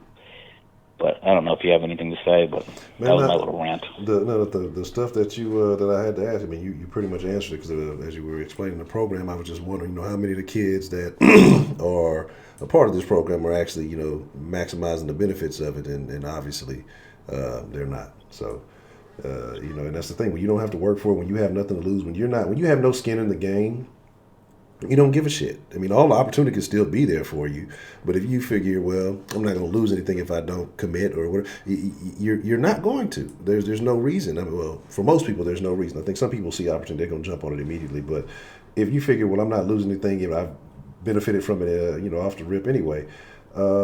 Most people, and again, like I say, with the poor mentality, are just not gonna give a shit. And I think that works like across the board. Because I mean, even when you look at these situations, we talk about government programs as a whole. You know, talking about projects and all this other stuff. I mean, these are opportunities for you to, get something that get your feet under you and get everything together. But instead, people look at it like, well, this is a lifestyle now. This is just a way that I'm going to settle for this, or I don't want to do more than this because I'll lose out on these limited benefits when I could be doing so much more and making so much more. And like I said, it's crazy. But that's really all I was going to ask. But I mean, like I said, you had answered that as far as what was going on with the program and the kids who were not performing. Yeah, I mean, it just, it saddened me and pissed me off at the same time when I was like, I will offer to tutor them. I will offer to be the shop aide. Because, a lot of the kids are like, we want to do more hands-on shop. Yeah. And, I said to the principal, I said, well, how is the professor supposed to run a shop with 20 people? The man only has 2 eyes and 2 hands. I said, half the class is a bunch of dopes. And I said just like that. I said, half the class is a bunch of dopes. And the other half just generally doesn't know, so they need to be babied. I said, so how does one man do all that? I said, meanwhile, the high school kids that come to the school, they have 3 aides and a teacher at all times, and their classes are around the same size, 20 pupils. So how come they have 4 adults supervising, and our 20 pupils only has 1? I said, how does that make any sense? They said, oh, well, that's not how the way the budget works. I was like, well, if you raise the budget, then you'll have money to pay for aides, you'll have money to pay for tools, you'll have money to pay for programs. Oh, well, if we raise the program, and then if we raise the tuition, then we're just going to get more of the program people. I said, no, you won't. You think I'm stupid. I said, if you raise the tuition, the program won't pay more than a certain amount, so they'll just push their kids to a different school that will accept them for the same amount of money. I was like, you'll get better quality people. Oh, well, if we increase everything, then we're going to have a higher dropout rate. I said, yeah, because you're bringing in program people that, either have a learning disability or are lazy or don't care or have a criminal mentality, and they've always been passed along their whole life and patted on the butt and never forced to work for anything. And then when you force them to work, they think you're the bad guy. Right.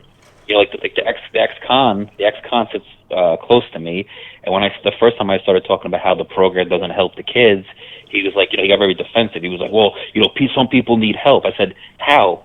I said, I agree with you, but how does giving you free tools help you, not be a criminal? I said, counseling would help you, rehabilitation would help you, there's other ways that you can be helped. How does giving some fucking girl a fucking brand new wrench help her with her reading comprehension issue? And of course he had nothing to say. So with that, with all the tools in the program and everything, and if they drop out, they still get to keep all their tools and things like that, or is there the only requirement to not have to pay any money back is they have to be employed within 6 months of graduating.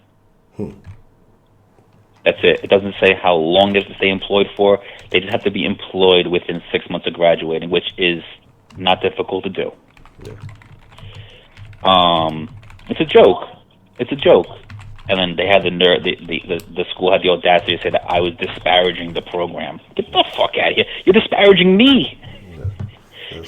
You're lowering the education standards for me, who paid out of pocket, and you're kissing the ass of the people who didn't pay out of pocket. And on top of that, don't even fucking try in class. Literally, half of the class failed the last module. Half. Okay, so you want to shorten the program, but they can't even learn at the pace we're going at now. Get the fuck out of here. The teacher felt so bad that he literally passed everyone with a 75. Wow. But what happens is then the school district sees that and they say, well, nobody's failing, they're all passing. I'm like, come on, dummies, you see fucking 7 75s in a row, something's up. Exactly. But whatever. They say they're not for profit, but the reality is they are. Otherwise they wouldn't care if people were flunking out. And I think that might be a larger problem. I mean, not just in that situation, but you look at, what's going on with a lot of the standardized testing and what they're trying to teach kids just to pass these tests, and a lot of them don't have skills in any other format. So I mean, it's a lot of stuff. I agree with you that the entire educational system probably could use an overhaul, but I wouldn't even know where you would start. Yeah, they say that the kids are the future. Well, if they're the future, then you better treat them a hell of a lot better than you do now. Our children are precious. They are. So why aren't we fucking giving them the best education possible? Why aren't we holding them to the highest standards? There's an Asian kid in my class, and he literally scores 98s on his test. And the teacher asked the class, like, why is he getting 98s and you guys aren't? He was like, because he goes home and he has discipline from his parents and he studies and he wants to do this. Why is he better than you? And the class is all just quiet and shit. You know what I mean? And he's like, he cracks a joke. He's like, of course it's the Asian kid, but he was like, but he said, he goes, this is why, and he's very like, politically, this is why China and Japan are eating our lunch. He's like, this is why so he goes into like his political tirade, but he's like, you know what? You can't be mad at them. They're smarter than us. He's like, they hustle. They come to this country with nothing and they make something, and we're here complaining that we can't get our food stamps. That's a tough situation. I told the school, I said, how come? I said, you guys are talking about all this stuff where you want to prevent this and you want to prevent that, and you're all about school safety and lockdowns, and you care about the kids, and you're complaining that fucking kids are bringing, soft drinks into class and cell phones and this and that. I said, well, how come you don't have a metal detector at the front door? So some fucking freak doesn't come in and shoot the fucking place up. I said, but you want to worry about fucking banning soft drinks in class and eating food in class. When it's the food that you sell to benefit the program, we still can't eat it in class. But that you care about. But a fucking metal detector at the front door, you won't put that there. But somehow you care about the kids. Man, get the fuck out of here. Nobody cares about anything anymore. So it's just As long as it looks good, you know, as long as it gives them something they can, basically they can act on, you know. I mean, that's all that matters. Yeah. I'm sorry. Go ahead. No, that's all. You go. No, so Bad and Bougie wrote something. You asked the kids, why is he better than you? I would have a problem with that. Of course you would have a problem with that. Of course you would. That's a typical liberal mentality. Instead of looking in the mirror and having this honest conversation, you want somebody to lie to you. I look at somebody and straight up and tell them, why is the motherfucker who sits next to you getting a 90 and you're getting a 60? Nothing wrong with that. It's the truth. It's a simple question. Why? Do you need extra help? Do you have a learning comprehension issue? Are you lazy? What is it? There's nothing wrong with asking someone why they are underperforming. Because if you don't talk to someone and communicate with them about why something is not happening for you but it's happening for other people, how are you supposed to understand them and then help them? Correct. You know, communication, you know, is the key. I mean, you know, communication could solve world peace. But somehow now it's offensive for me to ask some kid, why are you a fucking jerk off and not the guy who sits next to you? You know? Yeah, hell yeah, I'm angry. Yeah, you're right, I am angry. I'm paying my money to go to this school. I'm learning at an education level where I'm scoring 90s, and then they want to dumb the program down to kids who are getting 60s and don't even want to be there, and I paid out of pocket. Yeah, hell yeah, I'm mad. You would be too. I mean, I can definitely understand. You know what I mean? You would be too. You would be too if you were paying money and you were getting 60 cents on the dollar for what you were paying. You'd be mad too. You know, I don't care what area your life is in. You would care too, and you would be disappointed also. You know, but I don't know. Unless there's anything you want to add. Speaking of using funds or allocating funds to unnecessary stuff, did you see what happened over in I want to say in Seattle somewhere? I want to say in Washington, or I believe it was in Seattle, with the local government cultural presentation? Well, no, what is that? Tell me. They hired a transgender stripper to perform. Oh yes. What was that idiot thinking? What a fucking retard. Excuse me for the retarded people, but what a fucking idiot. Oh my god. Yeah, I saw that today. Somebody on YouTube posted like dude, what was the point of that? Forget about transgender, but a stripper for homelessness? How does that connect? I have no idea. What was his reasoning for that? Maybe it came up from homelessness. I have no idea. I know they said that they was supposed to be quote unquote on the the itinerary. That was the cultural presentation. What is the culture being presented here? I'm completely confused. And you spent taxpayer money on that. That's I mean, you know, it's just you know, sometimes you say like, you know, some people just slip up and they do dumb things, but that is mental retardation. Like what? That you say, what was he thinking? He wasn't thinking. That's what it was. Well, Better Bougie, you pay taxes. Good, you should. I'm glad to see that you're making money. All the more, so do I. And all the more reason why I'm annoyed when I pay taxes and then I see my tax dollars being spent on people that have bullshit issues and don't try, and they get my tax money paid on them for free tools and free tuition and free gas, and I get nothing. You would be too. Stop arguing with me. You are in the same boat as me. You would feel the same way as me if this was happening to you. Stop it. And as a woman, how dare you talk like that? Because women are always saying how they get less for the work that they put in. They get 60 cents on the dollar. They got to do this, and men don't got to do that. How dare you, as a woman, come at a man for talking about not being equal? Come on, man. Women have been putting that fight up for fucking since the beginning of time, and now that I have an issue with equality, you want to tell me that I'm angry? Come on, you're just as angry as me. Stop it. You're just as angry as me, and you have all the right to be angry. But let's not act like that we both would think differently in this situation. You work hard for your money, and you want your money to work hard for you, and so do I. We're in the same boat. You know, And I just want to say, into prepaid, not prepaid, Trill, Professor Trill. That man has the patience of an angel. He earned his wings on that phone call, Bad and Bougie, like a week or two ago, when they were talking. Oh my God! I don't. I was like, I felt for that man. He had to explain the same thing like 4 times to Bad and Bougie to get this to the end of the conversation for her to agree with him. And I'm just like, why can't we just agree on the first try? You know, I mean, oh my God! And I'm not picking.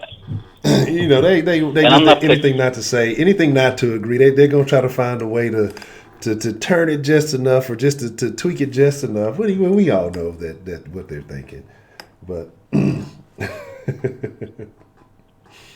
so yeah, I agree though.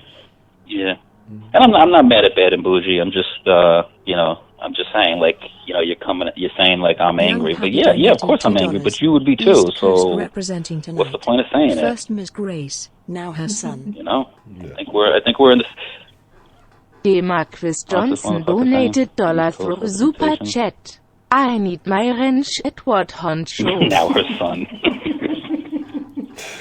Damn, DeMarkey. God damn, DeMarkey. I appreciate the. But anyway, Bad and Bougie, I love you. Don't worry, everything's gonna be okay. And Honcho, I love you too. No, I love you. And fuck Doctor. Thank you. And fuck Dr. Umar Johnson, that fucking piece of shit, fake ass motherfucker. Him and that fucking fruity, moist motherfucker, Tariq Nasheed, who's talking about he's fucking pro-black, but his fucking wife is half white, and talking about he wants to fuck. Get the fuck out of here. He's not even American black, talking about ADOS. He's Jamaican. Shut the fuck up. Anyway, off topic. But, alright, so you have a wonderful night, Honcho. Bad and Bougie, the rest of the den, have a wonderful night. I love you all. Happy Christmas. Happy New Year, and goodbye. All right, appreciate the call, Mr. New York John. All right, bye. Have a good evening. So, here's what happened. I always enjoy talking to New York John. My favorite New Yorker. The rest of y'all, only one lie. And don't take it personal. Only one lie. She robbed me for pistachios. New Kenneth, you still a New Yorker. You know. But, I'm gonna have to replace this chair. I've been fattening this chair out as long as I can. The squeaks are getting worse. So definitely I'm gonna have to. I just don't want to do it. I probably bought. This will probably be the. Is this about the 3rd chair this year? I just need to fucking lose weight, I guess, right? So I stop the fucking exceeding the weight limit. Maybe I wouldn't have this problem. Oh, okay. Well, I apologize, sir. But DeMarkey. Goddamn DeMarkey has extended the den, so I have to go as long as the meter is still on. I was gonna wind it down after that call, so now I have to hold on because I need to. I definitely need to take a Honcho hiatus, but I'm gonna wait. And first, I want to say shout out. I appreciate all the love. Where's the damn thing? Okay. Shout out to Culture Jessera, Infinity, DeMarkey, Lockbird, 335, and Thunderbolt, and Young Poppy. I appreciate all the love. We've been having calls back to back, so I hadn't been able to shout y'all out properly. DeMarkey, think you got some. You give it a little light skin nigga a little bit. You show some love, and this is what they do to you. But let me see how many times you lost. You lost about 4 times at the rate of about $6 a loss to Sweetberry and see. They get you about 99 cents worth of power. No, I'm just talking shit. But very interesting situation. But yeah, for those of you who didn't see it, there was two videos that have been floating about today. And I blame Lizzo for both of them. I blame Lizzo for both of these videos, right? And here's why. Okay, I got you, bad. I got you. I got your list. I got you in. Let me make sure. Let me look. I don't want no plex. I don't want no problems. Man, I'm telling y'all, if James Harden goes on a slump after Lizzo performs or go to the Rockets game, y'all know who to blame. Rockets are so lame for that, though. Like, that's the lamest thing the Rockets have done. Like, I already told you how I felt about the Russell Westbrook acquisition. That is what it is. Fine, dandy, whatever. All right. But inviting Lizzo to the game, one, after she said she went to the Lakers game. She said she's a T-Wolves fan or whatever, for whatever reason. Y'all going, we would love you to come here and perform. And like, come on, Rockets, y'all out here cloud chasing? Really? You're going to get somebody who ain't even a fan of yours into the thing. But here's my thing, right? So the reason why I say both of them, one of them was the transgender thing, right? And it was, I guess, some type of council meeting or some type of government meeting in Seattle. And on the agenda, it was for homelessness. Yeah, they were I guess, to combat homelessness. And on the agenda, itinerary or whatever, there was a cultural presentation. And in the cultural presentation, there was a transgender stripper, if you will. A rather large transgender stripper. And they were throwing money and doing all this. It's just like, this is why, things are just, I don't know. Again, it blows my mind, but there's a time and a place for everything. I mean, I used to think that, government officials would go do those things after hours in the privacy, or at least get some type of private environment to do this thing. And again, I don't know. Maybe I'm wrong. Maybe, who knows? Maybe it was for the ladies. But, so there was that whole thing.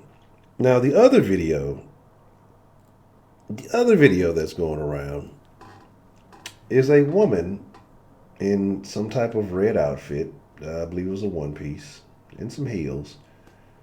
And some of you may have seen this. It looked like a reception, or it might have been some type of, I don't know what it was. I don't want to say a reception, because they didn't look like they were super dressed up. I'm assuming this woman had to be drunk or under the influence. I don't know what kind of performer it was or whatever. But she had this sequiny red outfit thing on. Now, we're all familiar with those, like the little tables, for portable use. The chairs, the matching chairs that are for portable use. Like my chair, there's a weight limit on those things. And when she first got on there and started to lose her balance, you would have thought, maybe this is not a good idea, what I'm about to do. Or maybe she would have thought. So as she climbed up on that one little folding chair, kind of wobbled a little bit, she made a calculated decision. But unfortunately, she miscalculated. She jumped from the folding chair onto the folding table, or in between two folding tables, and thought that she was going to land a split.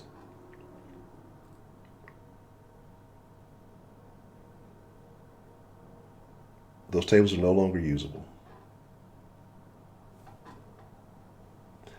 She demolished the tables in as part. I don't know if maybe it's part of the act. I don't know. But it was terrible. Let me see something. Let me see if I can do something real quick. Before we wind it all down, let me see if I can do something real quick here. And to me, I would think this has to be embarrassing. But nowadays it's all about the attention, so nobody really even cares, right? Nobody really cares. Let's see. I think somebody posted here. There's terrible stuff going on in this Facebook group. Y'all are all bad people. Oh, and another thing I wanted to talk about. So we're talking about poor people and poor mentality, right? Ah, excellent.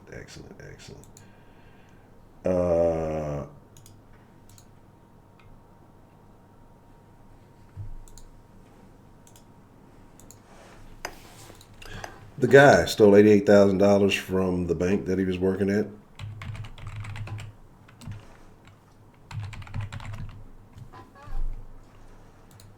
Flossing for the gram, and then got his fucking ass arrested.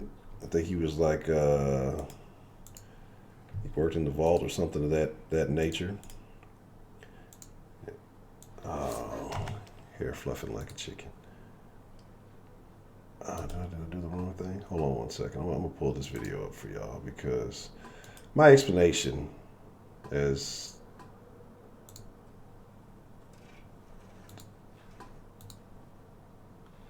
good as I would like to make it.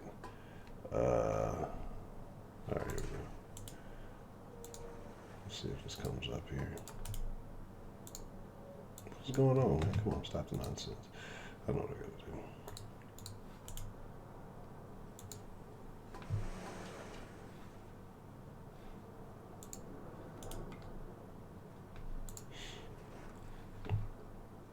God damn it.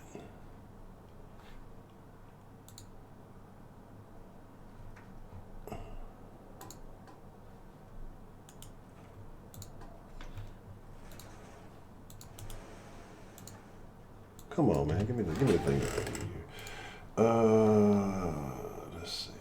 Let's see. It won't let me fucking copy it like I want to. Let me see what I gotta do here.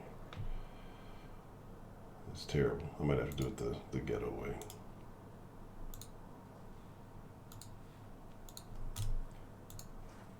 Why the fuck is it? It keeps it keeps bringing up when I saved the hair fluffing like a chicken thing.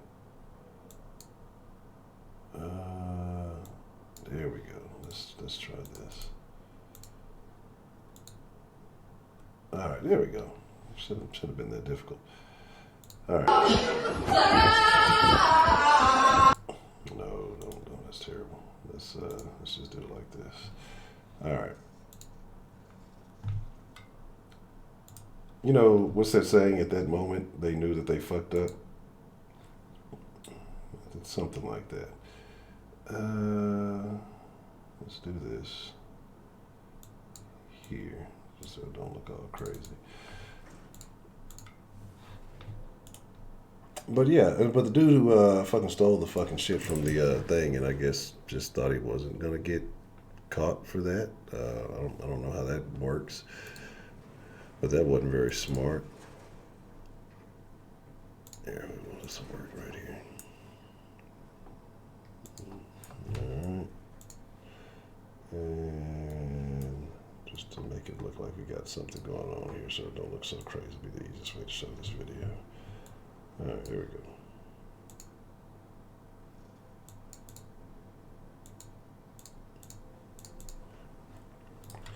Doing all this just to talk about this. And I'm going to put this thing on repeat until the end of the stream because I had to do all this work just to get it. All right.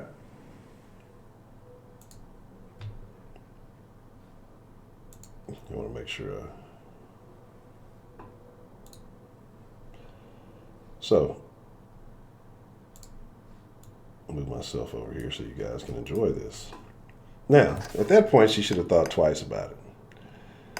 I don't know what to told.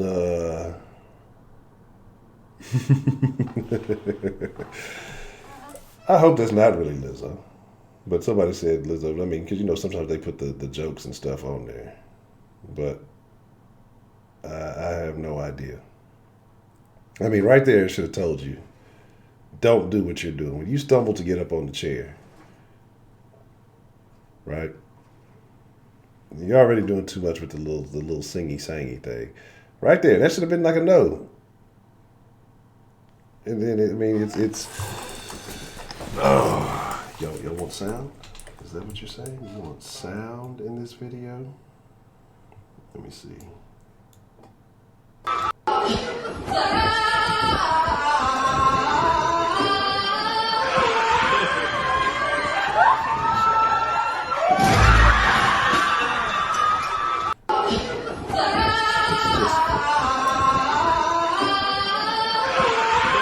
I'm like, baby, look right there. They're like, I don't know, what is she doing? Did you see the black dude making comments? This motherfucker, I'm gonna cut sound down. Look at this guy. Watch this guy. We can't see why the pointer is. Look at it. He's loving it. He's loving it. But yeah, so yeah, that's what I'm saying. It looks like a wedding, but I can't tell. It may be what if it's a quinceañera and you've scarred some child for life? So again, this was a bad decision. Like, that's when you should have known. When you sitting there wiggling, I'm gonna show you right. No, watch out. Right about. Watch out here. Here, right there, with that leg right there, you should have got back down. It's over with. This is a terrible decision. This is why I say that we're in a state of bad decision making in this country. All right, that's that. That's no more. I'm done with that. I'm gonna be dreaming about people crashing through tables. But yeah, it could have definitely. I mean, but you knew that was not smart. Like, what makes you say, all right, I'm going to do this. I'm going. Shit. Oh, look. I don't know. Them Jamaican dancehall motherfuckers be them motherfuckers be like WWE. Just donated $10. La la la. Appreciate the love, Just W. Come on, Andrew. I'm getting these damn updates. Oh, it's just a system update or security update. Fucking install it now. It's all good. But I don't know, man. Lizzo build my. Oh man. She might be, because she ain't no H-Town fan, so she might be. Who has the, because here's the thing, right? Here's the thing. Whoever got that stuff, it probably came with the building. It probably came with the venue, right? They probably got the tables from the venue. And then they probably had to pay a deposit on that to make sure everything, like, you clean the place up, all those stuff, to make sure you get your deposit back. They probably lost some of their deposit on those tables. I don't know if she's an entertainer. I don't know who exactly it was. And if they paid her to entertain, right? But somebody paid extra. Somebody lost a little bit of extra change from that whole encounter right there. So that's very unfortunate. But it is what it is, man. Not my party. It's not me. You just got to know your limitations. Do what you do. Enjoy life. Have fun. All that good stuff, but you have to know your limitations. I mean, that's just it. But with that being said, man, hey, I appreciate each and every one of y'all who came through to join the conversation this evening. If you haven't noticed, all of the streams for the rest of the week until Saturday have been put up, and so what I'm gonna start doing is trying to just stay ahead of the game, so that way y'all have an idea of what's going on this week. And what the conversation is going to be about. So I know some people like to get ahead, and they like, no, I ain't no goddamn extended then, because you pulled up late, Broderick. If anything, I'd be going into the mixer, but I'm not doing enough to take my ass to bed. I got to see what the temperature is going to be in the morning, if I'm going to run or not. But I appreciate all of y'all. 2 a.m. No, sir. That's 4 hours. We've already done 3. But I appreciate y'all. Thank y'all. I'm looking forward to where things are starting to go. And like I said, I got not fucked up. I didn't fucking do the dual. I have all the stuff prepared. Did everything like in the middle of the day today. Had everything ready to go. Forgot to fucking set up the mutual streaming with the live podcast. I'm gonna get this thing right. So we're gonna get it all together. But with that being said, I appreciate all of y'all. I thank each and every one of you. With probably leave the chat open for a little bit if y'all want to sit in here and chat for a little while. Maybe, 15, 20 minutes or so. And then I'm going to shut everything down. But I appreciate y'all being here. Again, if y'all go to the Den Show channel page, all the rest of the conversations for this week are going to be there. So for anybody who likes to get ahead of the game, just know what we're going to be talking about, just in case you want to do some research or you have something that you want to contribute to it. Make sure you do that. Like I say, all the videos are up until Sunday. You know, Sundays are Sunday night confession. So I'll probably put that up. And a couple other topics that I have planned for next week. So make sure, that you're here every night at 10. We good to go. Like I told y'all, 30 days of Den. Missed the first. Not my fault. Yeah, it was my fault. Poor timing, but we'll go from there. So I appreciate y'all for being here tonight. I appreciate all the love. And I thank y'all, man. I really do. I really appreciate having these conversations with y'all. And, it is what it is. Yes. Yes, DeMarcus. That's what I'm saying. They're all up. That's how you can think that's what I just said, goddamn. See, this goddamn DeMarcus. This dude. Let me just, I don't know what to do with this DeMarcus guy. But yeah, so that way people are ahead of the game. All of them are there. They're pre-planned, so nobody can say, "Well, I didn't know what we're talking about tonight." So there's that. I ain't no love for you, Shelly, because all you do is hate. Shit, I ain't got no love for haters, Shelly. You just come in here, you hate all day, hate. You know what I'm saying? But y'all ain't got to go home. Ed Honcho HTX, Instagram, Twitter, Den Show Live on Facebook. Go like the Facebook page. Come join the Facebook group. Y'all be cool like y'all be cool. Until I don't know. That's what I say. I'm not sure. Like I say, they fit my boobs. That's what I'm trying to get rid of. I'm trying to get rid of mine. But I'm not going to say what I was going to say. So I might be giving away too much information. But I think that they will. I think that they will suffice with proper breastage. But let me catch y'all on the flip side tomorrow, man. I appreciate y'all. Until next time. See, I knew, yeah, but y'all don't realize is Ashley is actually Maria's cousin.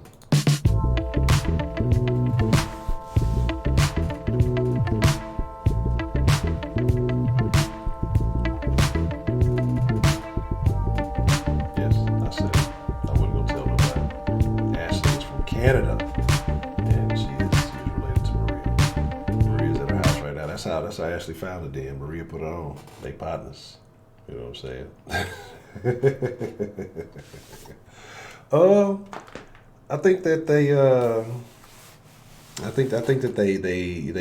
they properly give breastage breathing room, if I'm not mistaken.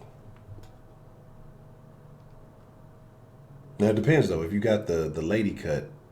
Because they have the lady ones and they have the male ones. So I think it depends on which one.